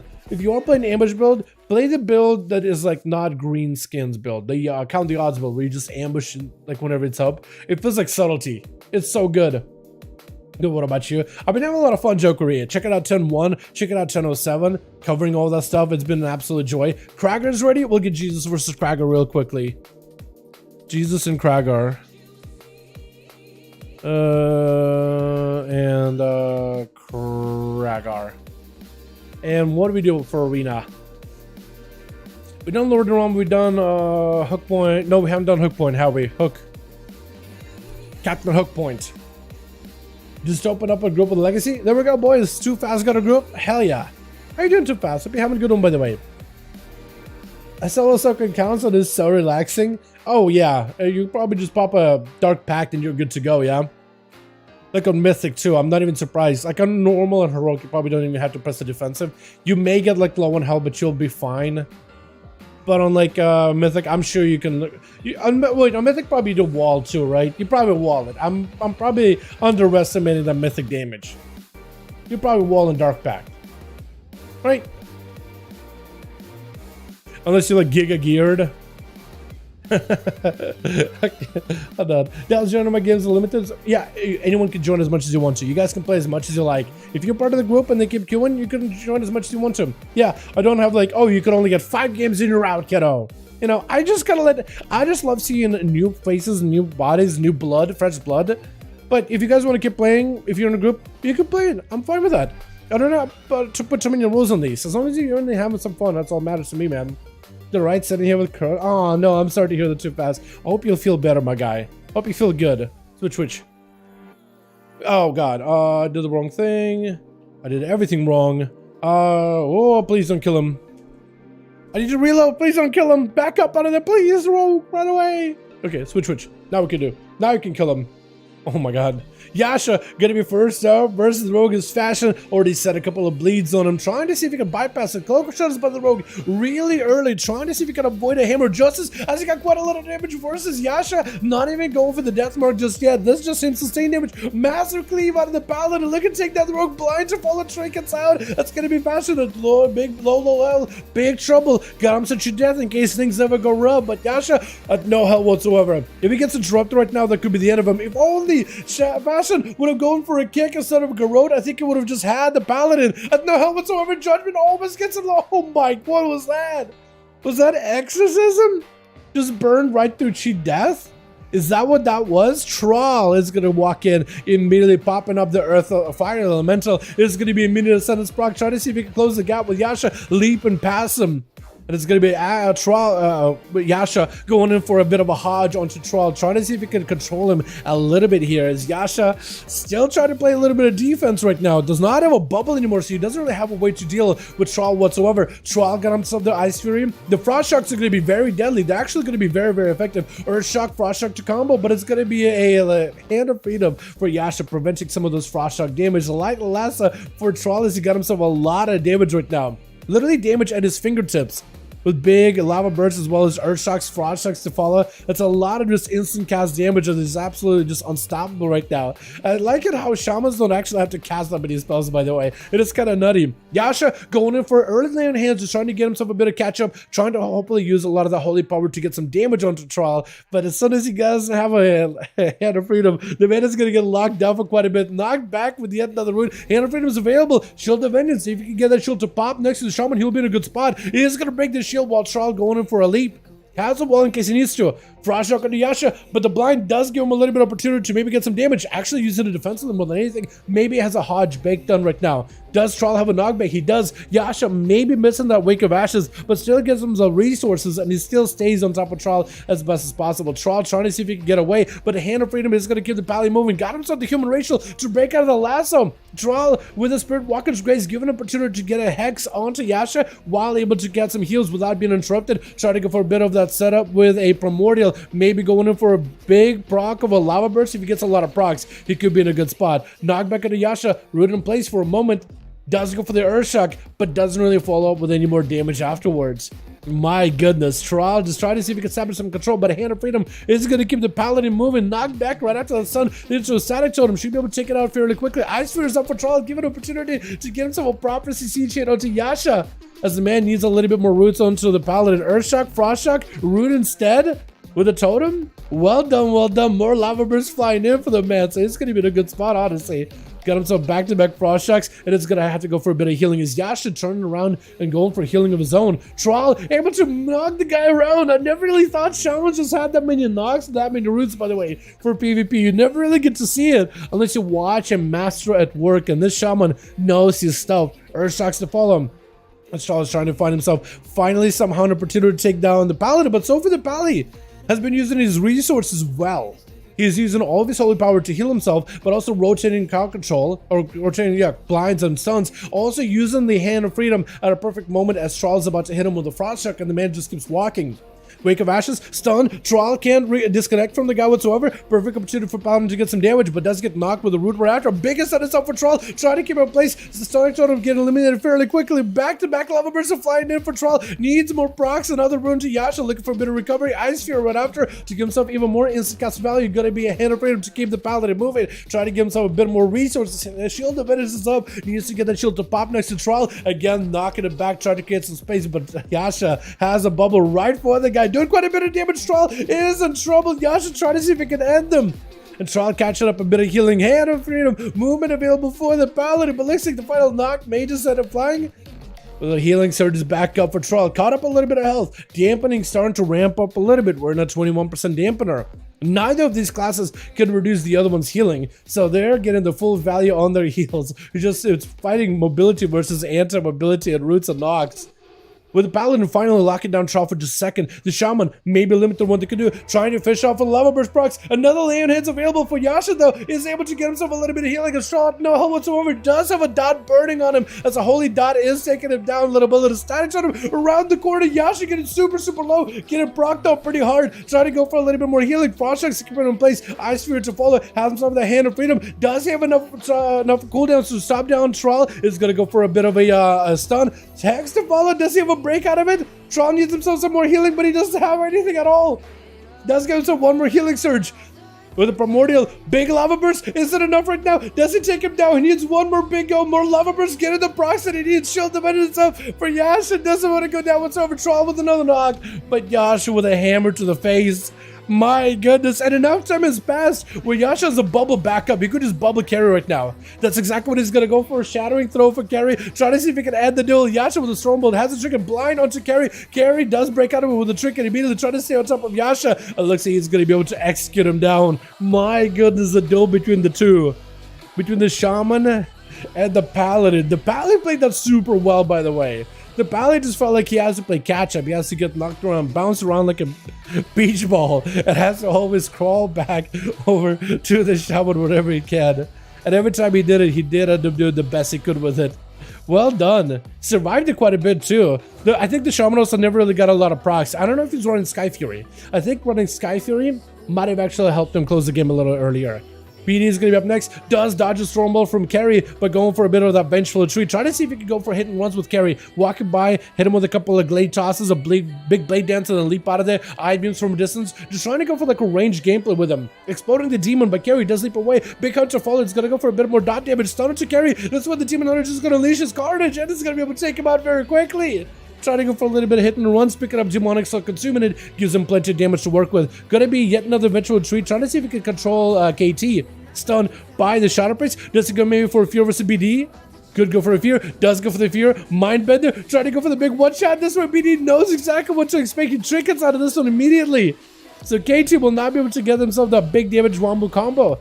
Gonna be a Fear Sigil right after, as BD is looking desperately for another demon spawn. He needs some kind of CC. He needs to go for the hit and runs. He needs to be very careful with the Shadow Priest, because that guy can take him down. Ivium gonna give him a little bit of leech while the Metamorphosis is up, also enhancing his damage quite a bit. Rude by the Shadow Priest, trying to go for the mind games. BD is gonna poke around the pillar, is gonna throw a couple of glaives at KT. But KT got plenty of instant damage for him as well. BD just trying to see if he can avoid him as best possible. Got him some resources. Has a vengeful retreat in case he wants to close the gap that way. Instead, it's going to be a stun. Maybe vengeful retreat right afterwards. Trying to give himself a little bit more air time. Once you use vengeful retreat while you're in the air, you take less damage and you're immune to crowd control as well. So BD, if you could use that air time while going for like a Feld Wash together with the Immolation Aura for that big damage increase, that could be pretty good. Immunity for BD for just a second. Try to see if you can avoid KT. But BD is bleeding out little by little. The dots of VT as well as Pain are hurting him. So eventually he's going to go down. Next execute could be the end for BD. There's not much you can really do to stop it. Has to be proactive. That's going to be a stun with an IBM to follow. May just have to go for a eventual retreat here. Instead he's going to Fell Rush past KT. Needs to get some dots on the guy, but cannot be in line side of him whatsoever. May have to go for a Sigil of Fear, that or a Darkness. He may have to go Metamorphosis too. Metamorphosis maybe go for eventual retreat into Imprison. He may just have to go full CC combo here. He may have to use everything in order to counter aggressive. Eventual retreat. Instead, using it to get away from KT. Stun, does not have a chicken for this one. Maybe the end of him. Execute. Oh, KT does end up executing him down. Stun with double execute. Not much you can do about it. Sham gonna be up next. Trying to see if he can ramp up. Fear by the shadow piece is gonna break out very, very quickly. Trying to deny KT any kind of damage. Gonna be a mind bender for KT. Is gonna go for that ascendance, but can't really do much about it right now. The LA Wolves are joining in, so maybe for Sham there could be quite a bit of lightning damage. Maybe a lasso to follow. It's gonna be a root onto Sham for a second. Cannot break out of it, and KT's given an opportunity to at least catch up a little bit of health. He does have some emergency healing with a power word life, which is kind of like Shadow Word Death, but like a healing version. It's like an execute heal, not an execute kill. Fear onto Sham. Doesn't have the Mindbender, I don't think, but that's going to be a full silence on the Chamber afterwards. Trying to see if we can blast him out a little bit here. Definitely needs that Mindbender together with the Fear if he wants to make the most damage happen. But if we can just wait 30 seconds, he may be able to get the two to line up again. As well as a stun, which I think he has available right now. Let it be a stun for KT. Get a knockback for a second. Another Mind Games on the Sham. Did he never Mind Games Sham in the first place? I don't think he did. Because otherwise it's a very, very short cooldown, which I'll be very, very surprised if that's the case. Sham with a wall, have himself the Primordial on KT, wants to go for the double zaps. But I think he's going for more cooldown reduction right now. Got himself big Bloodlust. Fury to follow, has a way to break out of it. Gonna be KT. Does he have anything right now? Has himself defensives, maybe Power Word Life. Has himself a Vampiric Brace, may just need to use everything. A Vampire Brace is up. Does he have the damage to follow up though? Trying to go for Executes may not be the best choice right now though. Got himself a little bit of that emergency healing. But I think it may be over. Sham trying to see if he can close the gap with him. Sham taking a bit of damage, but looks like the Shadow Priest did go down eventually with the Wolfies being on him. That was rough. He's lucky he had 0 Demon procs. Demon Hunter, I do agree with you on that. Yeah, Demon Hunter versus the Shadow Priest. If you got Demon procs, I feel like that would have been very, very, very different. Very, very different, Limitless. Krager is going to be up next. Looks like Shamchar didn't really give Krager much of an honor duel last time. But Krager, I think, is trying to give Sham as much of an honor duel as he can. Although Sham wants to go, man. He's ready. This guy is fired up. He's ready to go. Big Stormbolt by Krager. Immediately getting knocked back by Sham. Going to be charged by the Warrior. Does he get to establish control on him? Looks like as soon as he goes for a charge, he's kind of desynced on our screen a little bit, but not on his screen. Lightning Lasso onto the Warrior. Does the Shaman get to escape him easily? He got a wall. He got everything. He doesn't have the Guardians to watch over him, though. So maybe in a bit of trouble with that. Krager taking a bit of damage really early on. Fear onto Sham.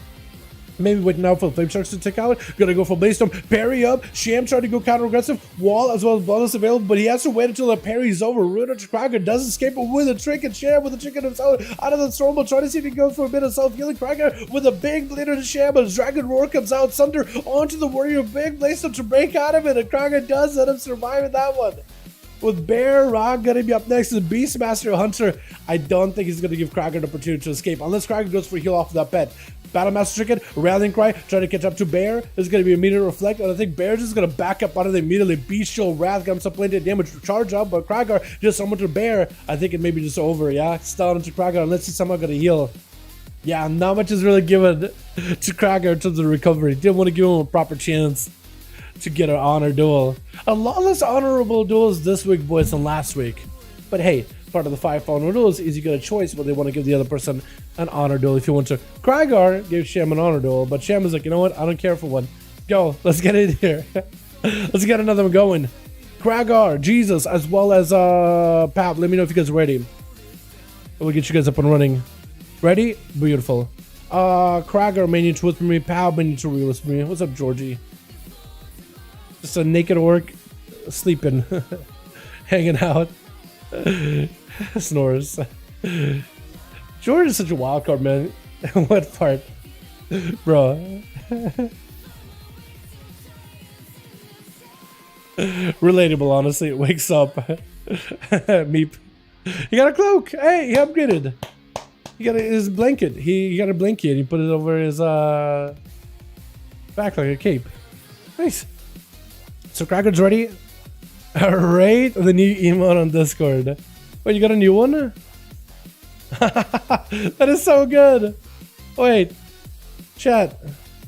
Should that be an emote maybe on stream? I don't know. It's me as Darth Vader with a big old like mustache. And just me holding the sign saying no. I like it. I like it.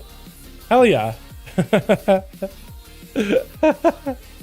Oh my god. I love that. What do you guys think? Need someone to join Legacy Raid? Yeah, if you guys want to join up There's a group right now in Legacy Raids. Raids Legacy, find the group tab number 5 at the top. Hit enter. Make sure all your... It's probably in this one, isn't it? Yeah.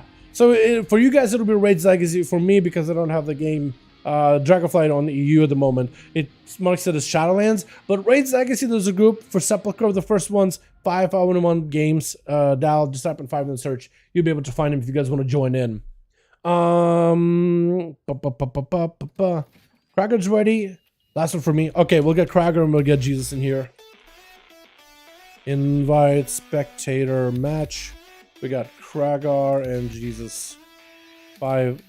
What arena do I throw you guys into? Any arena. Hold on. Let me ask him real quickly.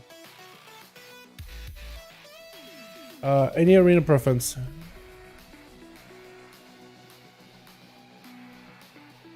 Since it's Krager's last game, I want to give him the arena he wants to play.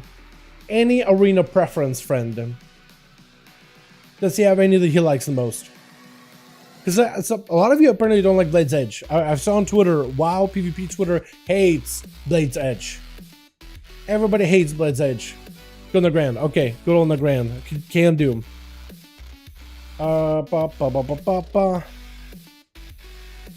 Dinner match, Kragar, and Jesus. Here we go. We're in, boys. You versus Jesus. We're going back where it all began tonight. Hell yeah. I think got a good mix too. I like this one. I like that a lot. I gotta fix that. Where is it? Huh? Oh, that was weird. Okay, now it's fixed. Oh, man. Yo, Mythic, Soul Burn, Soul Rot, Drain Level, Dark Pack, Easy HP, 30% HP. Soul Burn. Oh, to get the shield. Oh, okay. I can see that. Yeah. When you put it like that with Soul Burn, Drain, and Dark Pack, yeah, I can see that. I don't think you even need a wall for that one.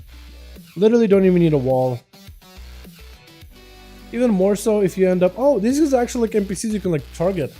I never knew that. Look, you can actually War Song Leader, you could target them.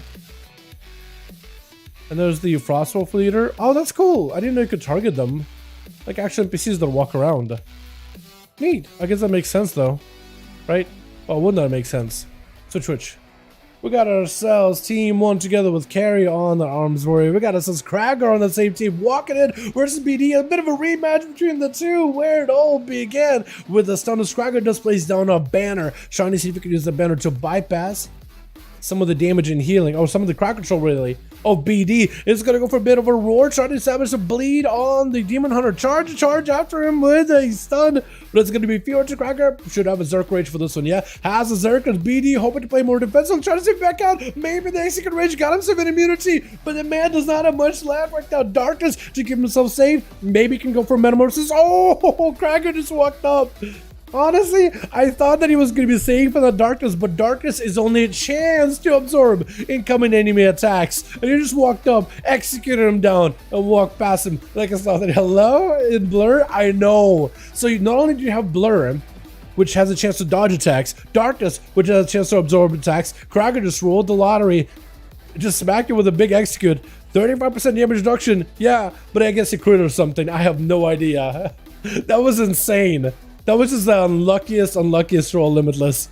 Oh my god, I was even surprised by that one. So, on to Jesus as the army of undead coalescing around Krager, trying to see if they catch up to the death as soon as possible. Gonna be a short nos down by that ghoul. It's gonna be able to blend her down. The DK and the man trying to see if he can win it with a Wraithwalk, sacrificing the ghoul, mainly to someone new one as soon as possible. Krager just sprinting after the guy's best scare, but the chain of ice is gonna slow his approach as Jesus tried to go for a bit of recovery. Death Pack.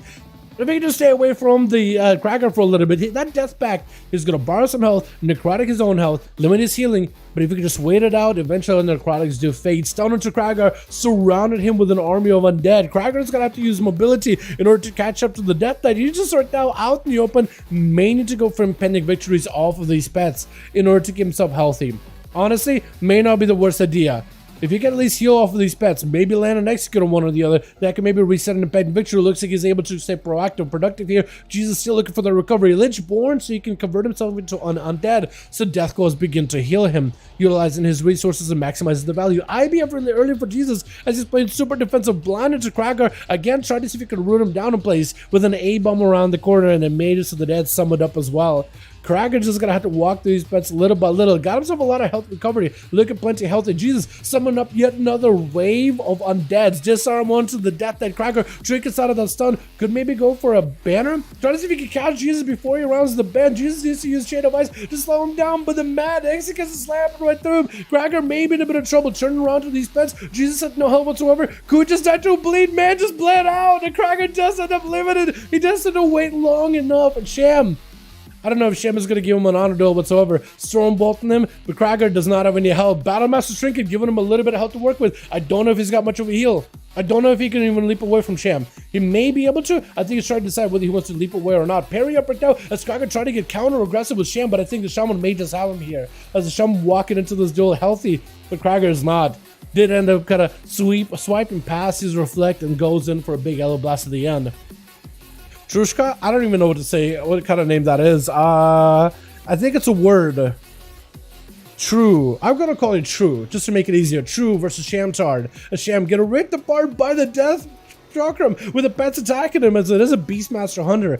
I don't see a lot of them in these duels, but you guys are looking pretty good on Channel 7 right now. Even with the changes that they're giving you with Kill Command, Lexic guys might be kind of decent.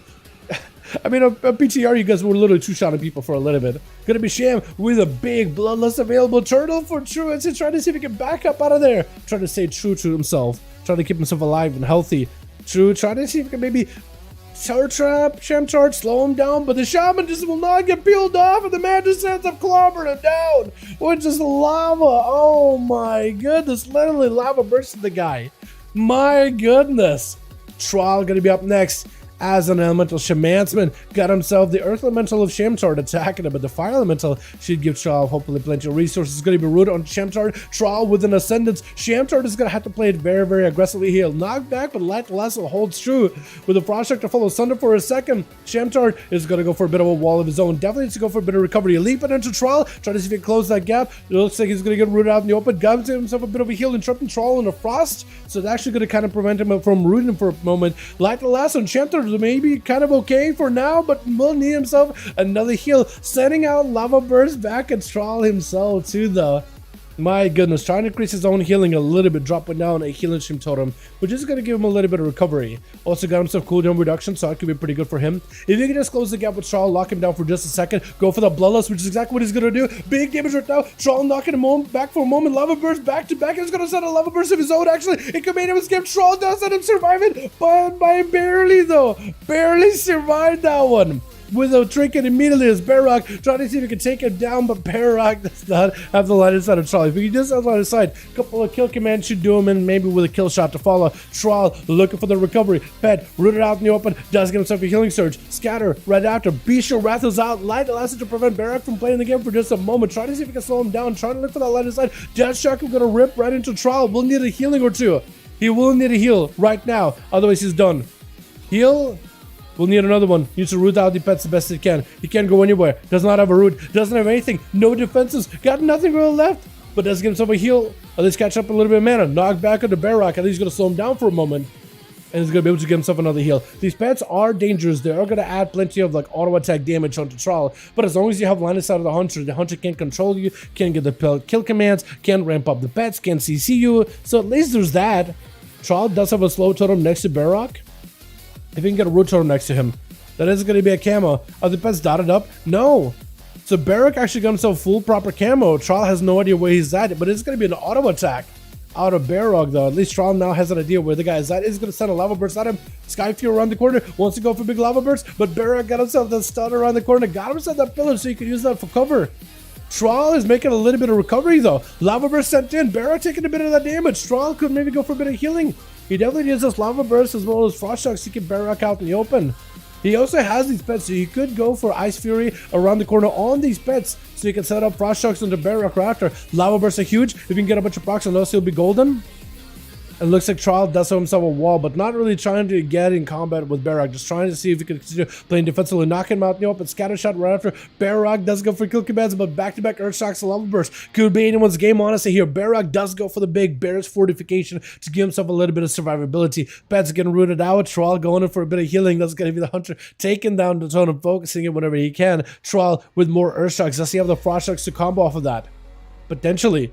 He will want to, I think, put up lava flame shocks on the pets as well if he wants to, right? Honestly, probably not a bad idea because you'll just get a lot more procs either way and more damage on the pets. Maybe eventually the pets do go down. Sky Fury down, looking for a proc. Barrock trying to see if he can eliminate Sky Fury. Actually looking at it, but doesn't take it out. May just want to. That next lava burst could be really deadly. Stunner to Trial, trick inside of it, go for the lava burst. Does he get the procs? Does not get the procs, but that's going to send us right after with a rush to follow. My goodness, Death Shock on Trial could be very, very bad spot for him. Turtle Shell for Barrock, played in super defensive. Trial, does he escape out of this one? Barrock coming out of the shore very, very early, looking for that kill shot. Trial out in the open, lava percent him, but Barrock does end up taking him down. With KT gonna be up next, looking for that execute. There's no way you stop it right. Fade does, but it does cleanse him of the dots and does get consumed in the Shadow Word Death. My goodness, with Yasha gonna be last one on team 2. Yeah, last one on team 2 versus KT. Who's gonna go for that stun? Probably a fear. Got himself full burst. Wants to go for the big setup. Is it gonna be another mind games? But Linus sights it. That is super unfortunate. Trying to go for big setup versus Yasha. I think with a Shadow Word Death with a pet leaping on top of Yasha. Did not get the proper go. He was lined aside there.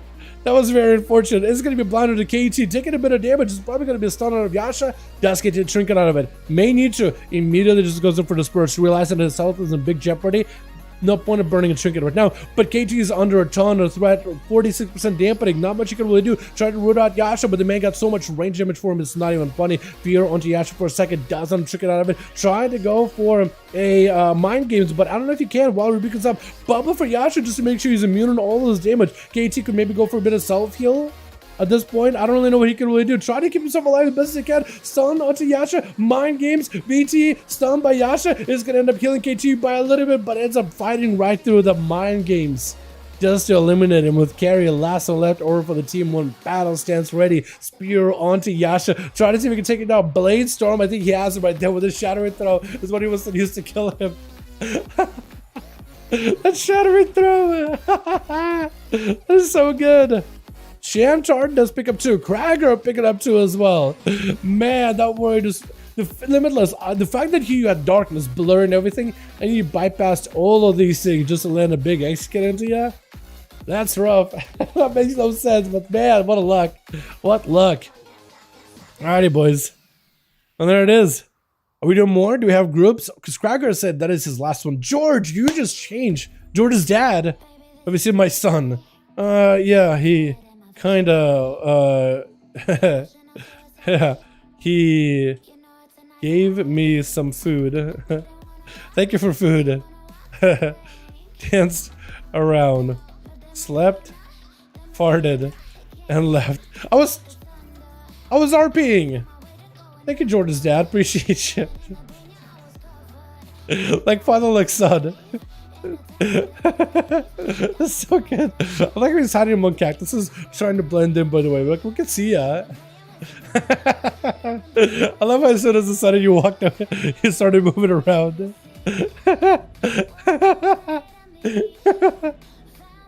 Oh, my goodness. 5 games. It's Reds. Yeah, if you guys want to go, get more people in the name, welcome to. See you next Friday. Thank you, friend. Thank you, friend. Fart. Should have probably done slash fart, right? I just walked in, fart, walked away. Jesus says he's ready. I'm down to keep going if you guys are down. But if the groups are done, we could call it there too. We had a lot of duels today too. I love these. Do do do do do do do do do do do do. Can anyone directly explain me why keys have numbers coming back from Lich King? Why is it Mythic 17 11 and Mythic 16? Why is it Mythic 13 and Mythic 17? So there's actually a lot of Mythic keys. So let me explain to you how the whole Mythic Plus system for my son. You give me stuff? Hey, you give me something? Because I have not a lot of space. For my son. For my son what? Fart for my son. Oh. Oh, you mean fart from my son? Okay. Okay, I farted. I don't know if that's what you want me to do. Smells good. Yeah. Yeah. Deep inhale. Good. Actually, this man is already getting ready for 10-1. Because when you find Niffin, they like making things smelly.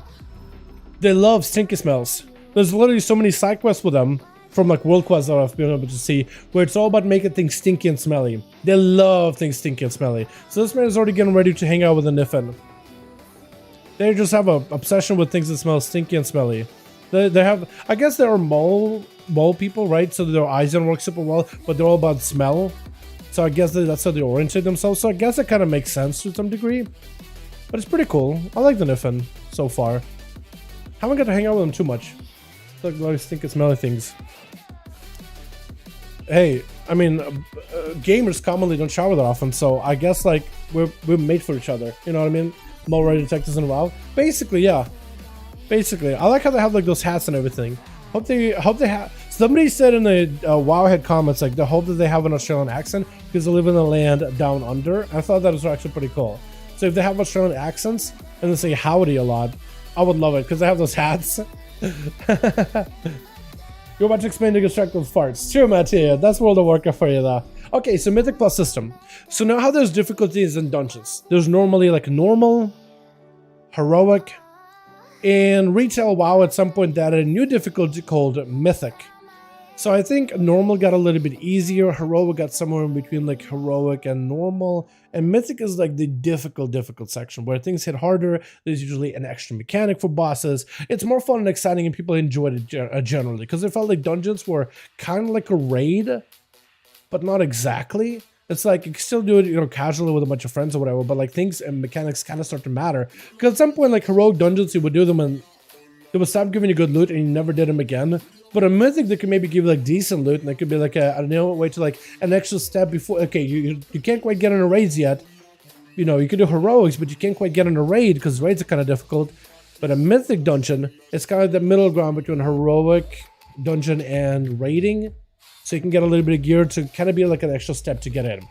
Then they started advancing that system from there from Mythic dungeons because they were successful. In Legion, they added a Mythic Plus system. It's a keystone system. If you ever play Diablo and you go into Rift and you have rifts that have a different like number, that's the closest game that I can really use to, as an example, to explain the Mythic Plus system. So if you play Diablo, then more or less it should make sense. If you didn't, then dungeons have a Mythic difficulty, but then you can turn up the difficulty and add +2. So it becomes a little bit harder than the base Mythic 0, or base Mythic.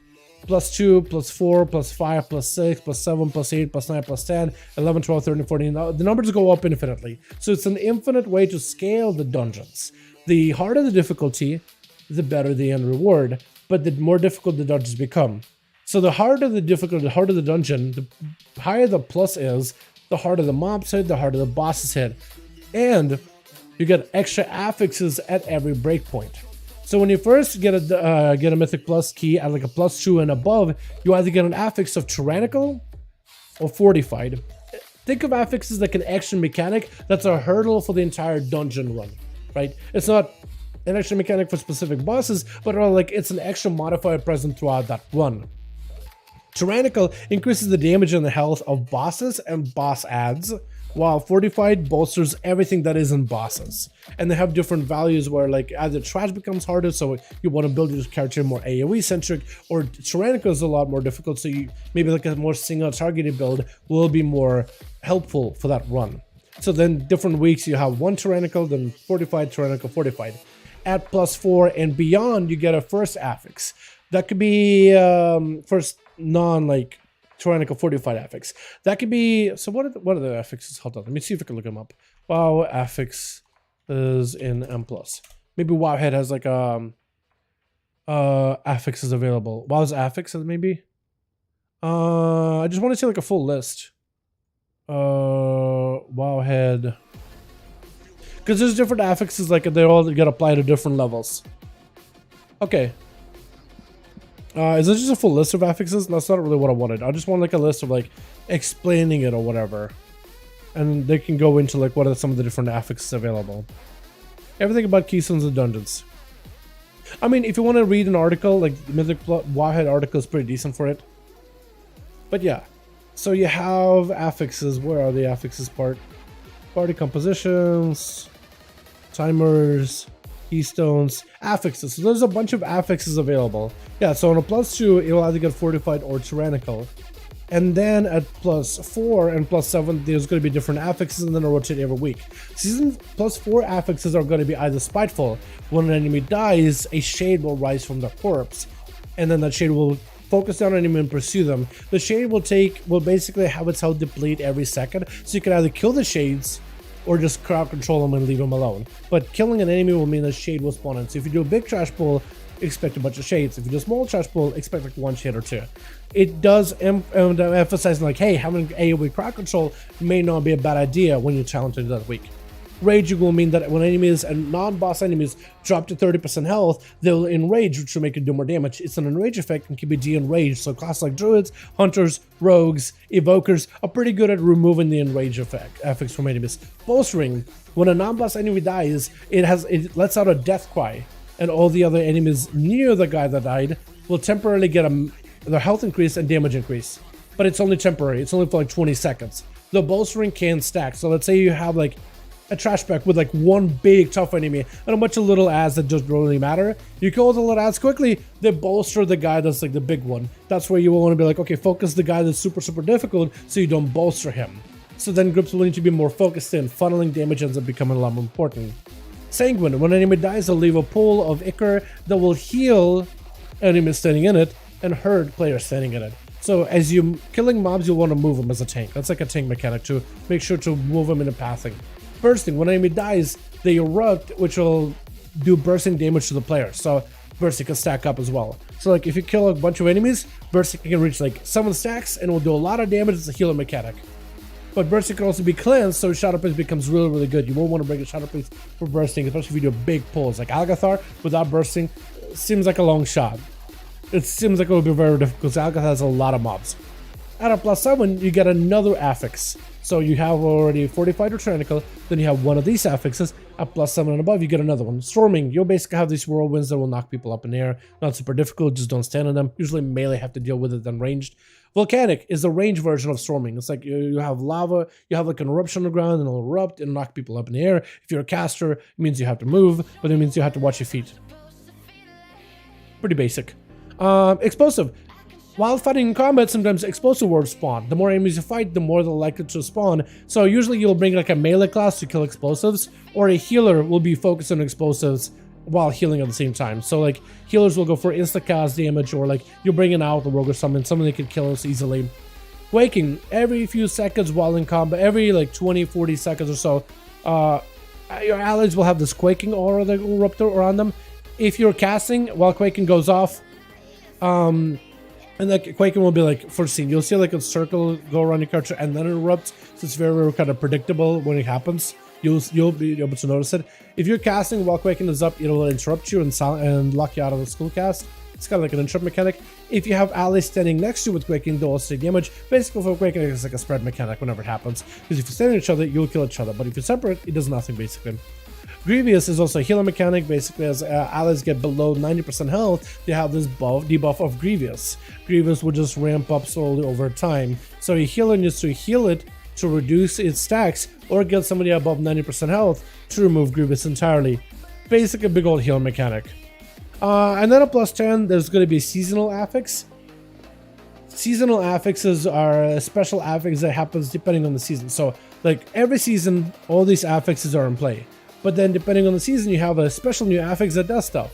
It was something really cool. Like in season 1 of BF8, they had like an affix where certain enemies are infected with this worm, and while they were infected, they heal everybody around them. You kill the enemy, 2 worms erupt out of them, and they'll try to find another target to burrow into to infect them as well. You gotta kill the worms. Not super fun.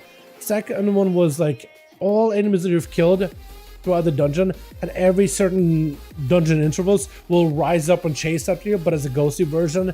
And they have like 3 mechanics. One is like anti-tank, one is anti-healer, one is like mostly DPS stuff. It was kind of fun. It was just like a big blender of damage. It was kind of cool, not super exciting. Third one was like beguiling. You had images of Ajara because that was like part of the bosses that was available for that tier. And they had different mechanics, like one you gotta kill really quickly, and the other one gotta like... They were confusing, to be honest. Fourth one was really cool because it was Nazath. You have these like big pillars, and the obsidian pillars, and you go into the pillar, and you have this mini boss. But wherever the boss dies, while inside of the pillar, one side of this phase, you're like in another version of this dungeon, where you're like invisible to all the other mobs. And you can basically use these bosses to travel to different dungeons. You'll take this boss and you'll take him all the way to the next boss room, skipping all the enemies, kill the boss, and where the boss dies, he opens a portal, you leave the portal, you can fight the boss, and it was like really cool way to traverse dungeons. And any of the mobs you didn't kill would also spawn at the very end with the final boss. Some groups just didn't even kill them, and they just killed them together with the final boss. A big blender, lots of cool mechanics, very enjoyable, definitely everyone's favorite affix at the time. Then Shadowlands had some like Prideful, which is like not super fun. You fight this red blob. Then you had these lieutenants in season 2 of Shadowlands. They gave you powers from Torghast, which is like, they were pretty cool. There was like ways to augment your character in a variety of ways. Then you had these Sepulchre ones, which is like these robot looking things, but you killed them and you gave you big buffs. One of them was an Invis, the other was big cooldown reduction, it was really good. And then like, what is it? The final one was like a Dreadlords that just kind of gave you stats. And then season 1 of Dragonflight, they had Thundering, but seasonal affix looks like they're going to be going away for season 2 because there's just so much dungeon variety and so many affix and so many different mechanics to learn every season. They're just removing the seasonal affix, so one less affix to deal with because you're learning new dungeons, new routes, new everything anyway. Adding an extra affix of seasonal, not worth. More or less how that works. Hopefully Mateo that made some form of sense. But yeah, loving all this information. Hopefully that was good. Sorry I went in for like a long term. Keystone basics, affixes, how they affect the gameplay, what they do. I feel like it's just the affix system has been around for so long. I feel like making like a proper guide on affixes, I feel like it's kind of too late at this point. But maybe it won't be that bad. No, it was awesome, man. Okay, yeah, so that's more or less the whole Mythic Plus system mechanic. I hopefully explained it as easily as possible. So basically, it's just like when you see people doing plus keys, there's different levels. It just all depends like what key you get for your character. So when you first run Mythic 0, you'll get a +2. When you complete that key, depending on how fast you complete it, you can get that key upgraded by 1, 2, or 3. The faster you complete it, the higher level it jumps up. George's grandpa. How many of you guys... the son or the son the son or the son because that's George's grandpa. We see George, we've seen George's dad, both.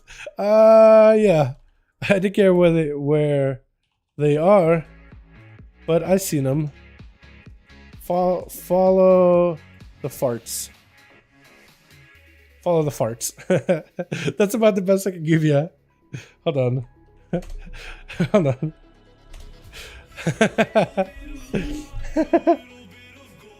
On the difference with heroics, and you queue for them and you have to travel physically to the game and not just transport, right? Yeah, heroics is just like you can queue for them. Mythics, you actually have to go to the dungeon, kind of like you would with a raid. Think of Mythic Plus dungeons kind of like a raid, but like for a 5-man.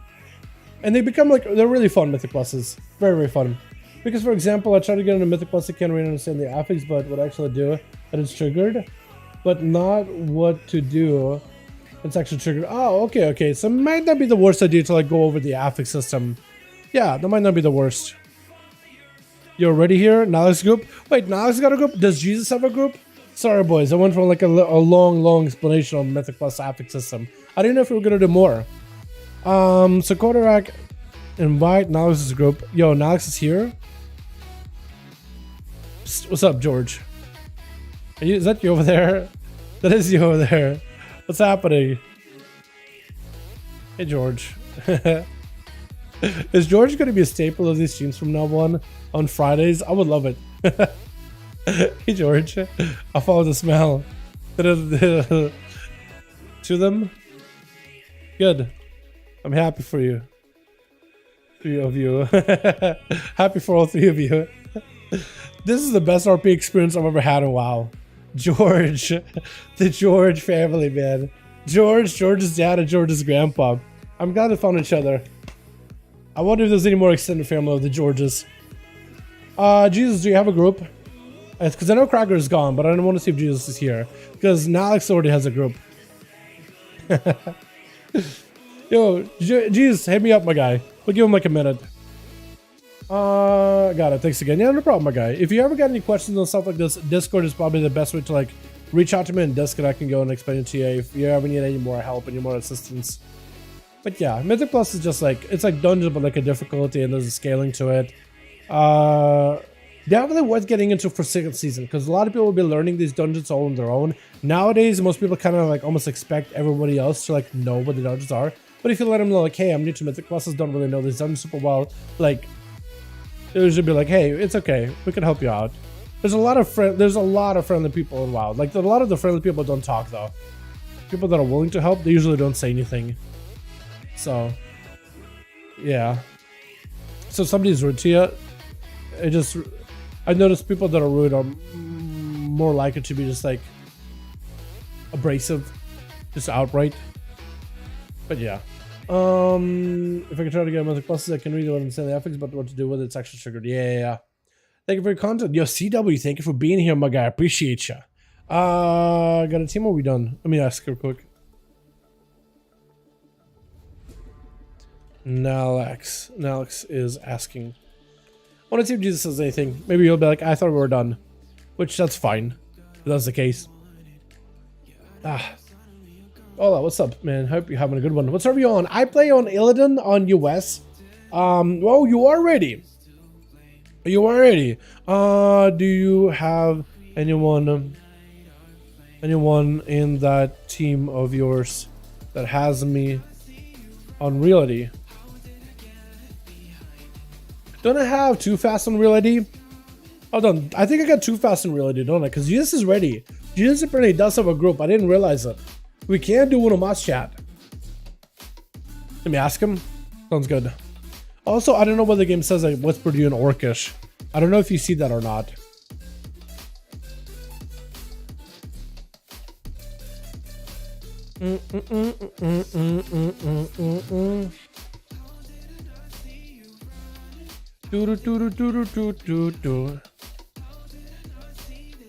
But yeah, but tell you, if you ever get questioned him, what fart? At least he's alive and happy. At least George's grandpa's alive.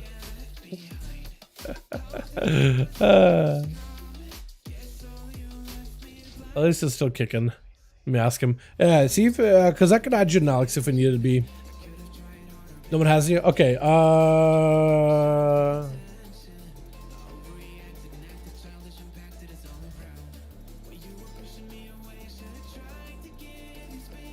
yeah, when I have to go 1-0, let me know what to look for. Just because I have a lot of people trying to add me, and I don't know if I even have space.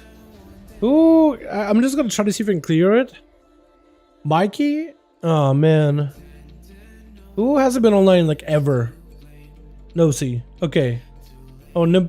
Oh no, I thought it was 2 months for a second. Okay, I can remove one person. Yeah. Alex? Okay, that's easy. That's easy. Hell yeah. Alrighty, so I can get you in. Invite spectator match. Alex. What fart? Hey, how you doing? Let's stream say my guy. You too.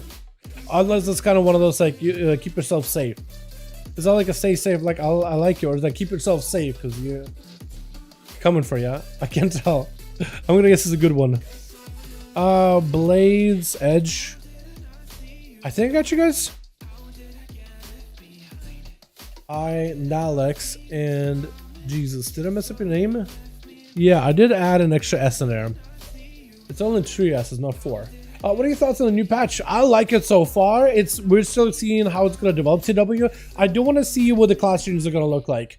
I understand what they're trying to do with the Shadow Priest change. I think Mindseer will have to come back. They just need some kind of like a proper AoE ability for priests. They'll need to think about something else, man. Like, I understand they're trying to like simplify it a little bit, but and Psychic Link is a good passive, but maybe like make it just a passive thing you just get. And let people pick up Seer and Mindseer. Yeah, Mindseer is just way too good. Just add Mindseer and make it like the same as like if they want to use DP as part of the Maelstrom generation, I'm kind of okay with it. But like, yeah, like Mindseer is way too good. Like I already missed it. Like going in and pulling more than like 8 mobs, I'm like, I already missed Mindseer. Like, what am I supposed to do? Dot every single one of them? Nobody just Shadow Crash and you Mindseer, and that's it. You don't think about it. You just have a rotation. And I feel like that was fine. They just maybe need to make Mindseer the filler ability. Just make it filler, and it'll work out just fine.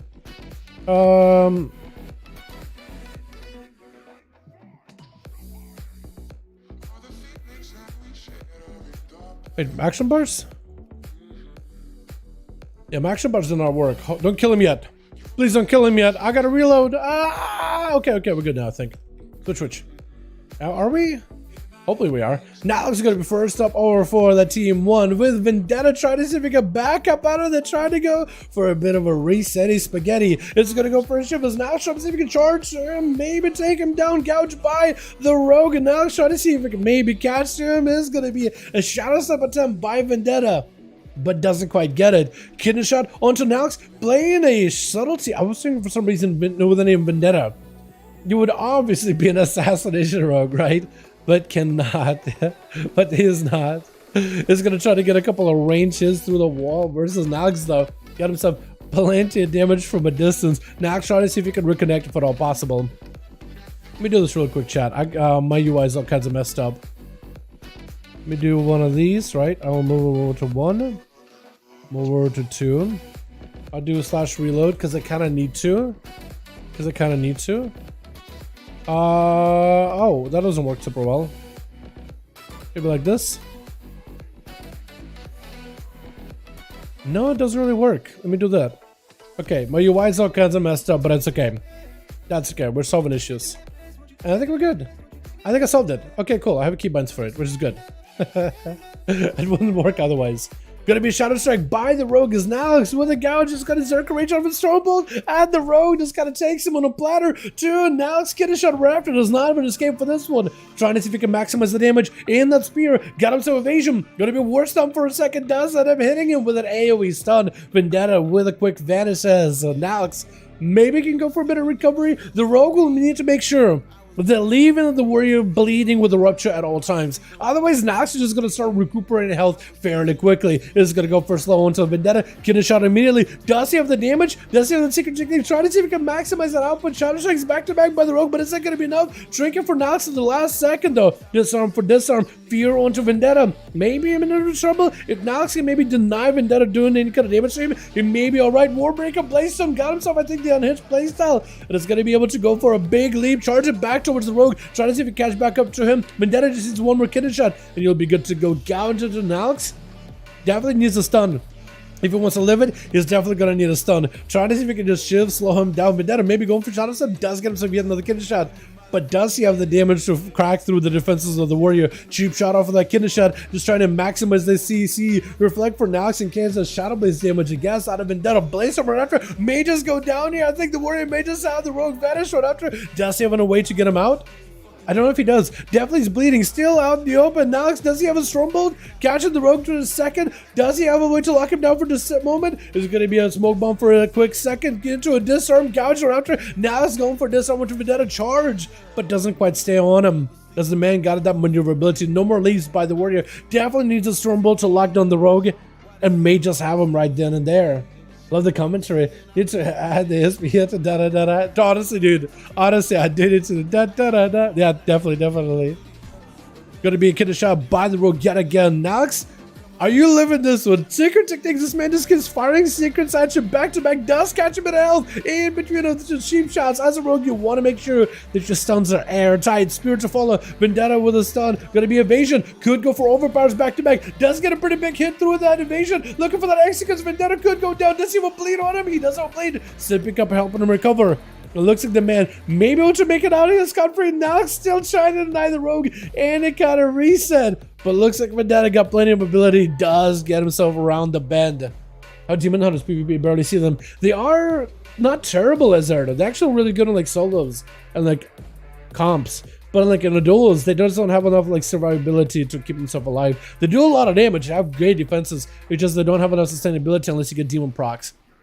Made a trinket out of an LX with a disarm to Vendetta. Does go for a re-disarm onto the warrior with a trinket to break out of the disarm. Stormbolt to follow Nox. You are limited on what you can do unless you got enough survivability. Vendetta is going to go for a quick backstab, shiving him right past the Blaze Storm. And sweet baby boy is going to be up. Oh my goodness, look at this. He does look like a sweet baby boy. Look at this guy. I like the little green wings he's got. I want to imagine that that's just an orc. As a draconic visage. Lexip onto Vendetta. Doesn't sit that stun long at all. Jab to follow. Big shit down. Oh, sweet baby boy. Got him down. With Jesus charging up next. versus the monk. Don't hurt him. He's just a boy. This monk is going to back up out of there immediately. He knows that death knights mean business. Especially as an holy death knight. Before he gets surrounded by the armor of the dead, just wants to bail out of the immediate. Going to be a abomination join in. Karma on to Jesus. Got himself the AMS to see if he can bypass his stun. The baby boy might just be going down here. That's a full army of the dead coalescing around him. Does he have an out? He will need to bail out of there. That's a lot of damage he's taking. Does he just survive it? Got himself a diffused magic, dampen harm, but I think the man may just be going down. Shadow bolts, frost bolts flying after him. Does he have the healing needed? Got himself a bit of soothing. Oh, and does get clapped down by the army of the dead. Sleep well. Sleep well, you beautiful little prince here. Carry up next with a spear versus Jesus. Got himself the IBF Ledgeborn. Every defensive getting used up. As Carry is just absolutely unstoppable right now in that blaze. So even with the reflect, you can't even stun this man. Got himself a death pack to try to give himself a little bit more health. Carry wants to go in bloodthirsty, ready for an execute Stormbolt, looking for a big shot. But Jesus said no whatsoever. Can't even heal right now with a blitz. Could take him down. Does he have bleeds on him?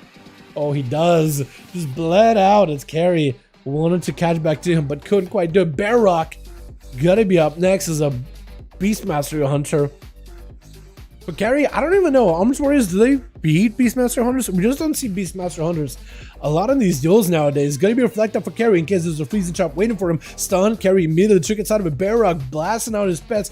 Bestial Wrath of the Ready. Carry is gonna line aside the Hunter as best as possible. At least you're limiting the Hunter's ability to kill Commander around the corner versus Barrock.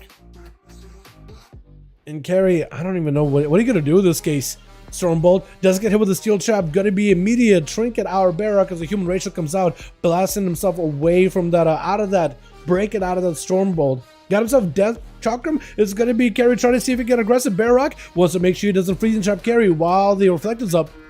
But could go for a freezing trap right now if he wanted to disarm for a second. Does give himself a little bit more health to work with. Scatter shot for a second. So Carry doesn't really have to worry about the freezing trap. It's gonna go for a big charge, but Barrock trying to go for a disengage. Still trying to make sure he gets a range away from Carry. Steel trap, maybe able to separate the two. Spear can't go anywhere. Turtle shell has to be used. Carry has Barrock exactly where he wants him.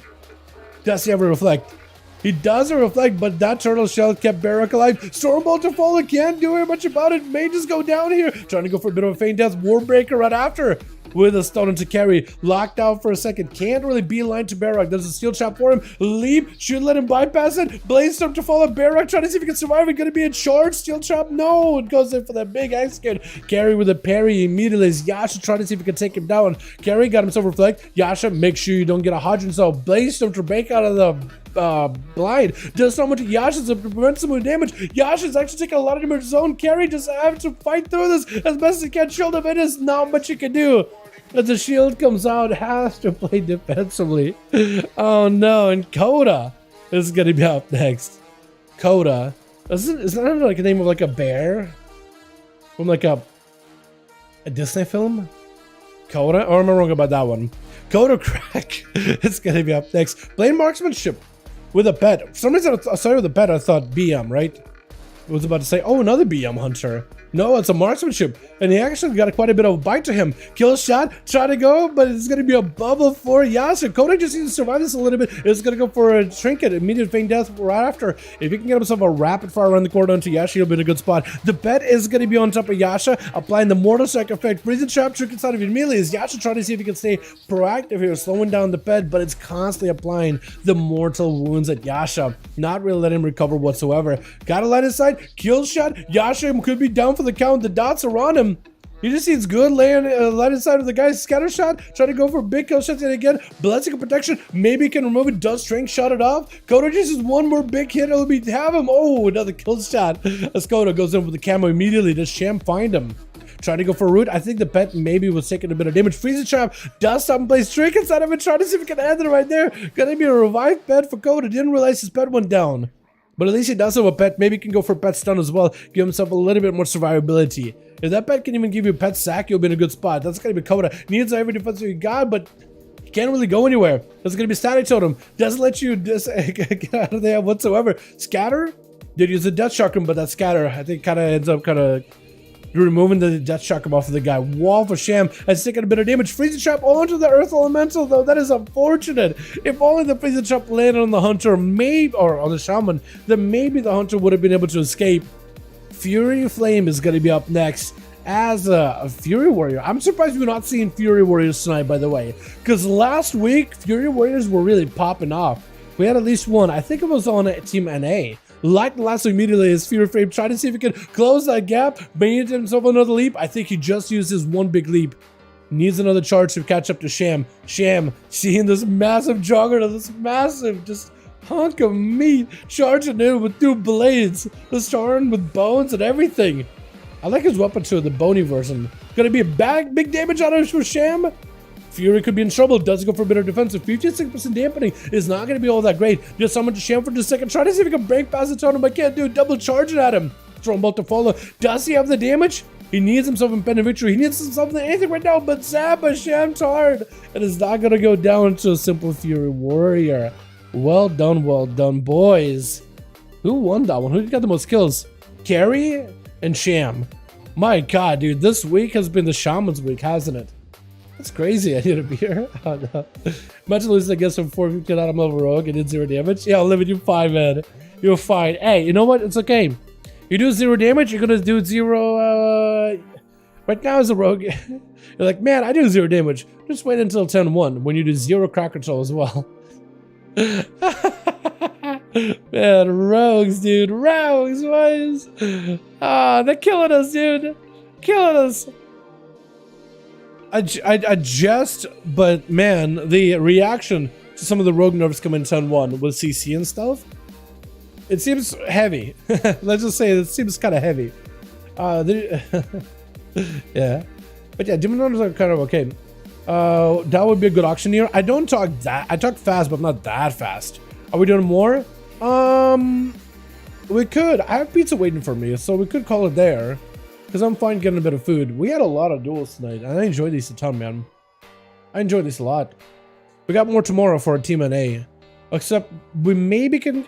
I don't know. I was going to say maybe we can get Silver to join tomorrow, but he's recently had some health issues. Health troubles, so hopefully he's doing okay. And mostly I think we got, what, Chicago and some of the other NA boys that could join in. Because my man Night King said he ain't joining duels no more unless they change that whole dampening thing. Yeah.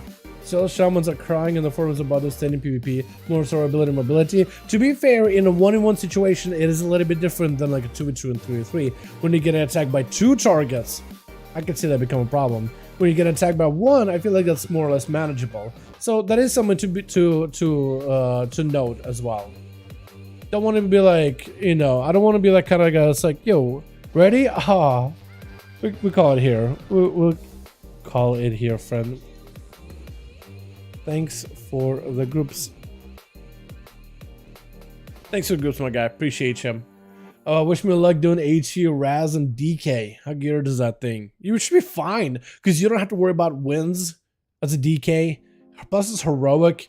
I guess, yo, good luck on your group, though. Hopefully your group knows what they're doing. If it's a guild group, you guys are fine. If it's a randoms, sheesh. Also, if you tank it, apparently it's the easiest fight as a tank. It's so boring as a tank. DPS have a lot more fun there. GG, I'm drained. Yo, thank you so much for coming by. Appreciate all of you. Super fun hanging out with all of you, man. I know it's late for you boys, so I really do appreciate you guys for coming out to these. We're definitely going to do more of them in 10.07 and a lot more in 10.1. I do want to do some duels in 10.1 once they add PvP vendors for us to test gear in 10.1. Because the new towns, the new class changes all need to be tested. So it may be a good idea to copy your main over to PTR at some point, boys. Just letting you know, nothing official, but may not be a bad idea to copy a character to 10.1. Because I would love to do some PTR testing there at some point. You know? I've seen the dead boring. Is that boring? Yeah, as a tanks, I had a guildie of mine recently do it as a blood DK instead of unholy DK. It was like, it's boring as a tank, it's fun as a DPS. Because like, as a DPS, you actually have to do stuff, use defensives, use mobility, focus DPS targets. As a healer, like, you actually have to heal moments. Like, as a tank, you don't do anything. You do a couple of swaps, and like in P3, you just make sure, like, okay, I take this beam, you take the beam, I take the beam. I think it's more fun in the Mythic version, because then you have to do, like, during P3, not only do you have, like, that zone that kind of recedes and gives you, like, space to work with, but also you have these tornadoes that keep kind of, like, floating towards the boss that will heal it. If they soak it, so the tank, you have to soak those. So you're taking a lot of damage by the end of the fight. It really just becomes, like, okay, rotating every defensive, and, like, it's a struggle. But it's, like, kind of active. Although in our rekill, it wasn't the tanks that were messing it up at all. It was really DPS not doing their soaks. It's pretty bad. It is pretty bad. Tensions were high because everybody just wanted to kill the boss and get out of there. But yeah. Did you guys know? Have a good weekend. Peace. Yeah, thanks so much, GW. We're going to have more duels tomorrow, though, boys. If you guys want to join tomorrow, just watch NA boys road for them. Or join in as an NA boy yourself. You're more than welcome to. Yeah. But otherwise, I'm going to go, man. I'm just going to catch up on that, get some pizza. And hang out and watch TV or something. Or watch YouTube or PlayStation, I guess. Not really a TV guy. I'll catch you guys tomorrow, though. 5V5 1v1 DUELS. I got a lot of 10-1 stuff to cover, man. There's a lot of new stuff they put up. From the crafting gear, crafting system, which I want to mess around with at some point, to the PvP changes. There's a lot going on in 10-1, man. A ton. And 10-07 coming back up very, very, very soon. Get ready. Get prepped for it. It's going to be here in like about a week now. From this point on, about a week. Alrighty, boys.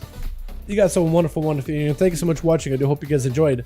I'll catch you guys all next stream. Alrighty, boys. Alrighty. Catch you tomorrow. Peace.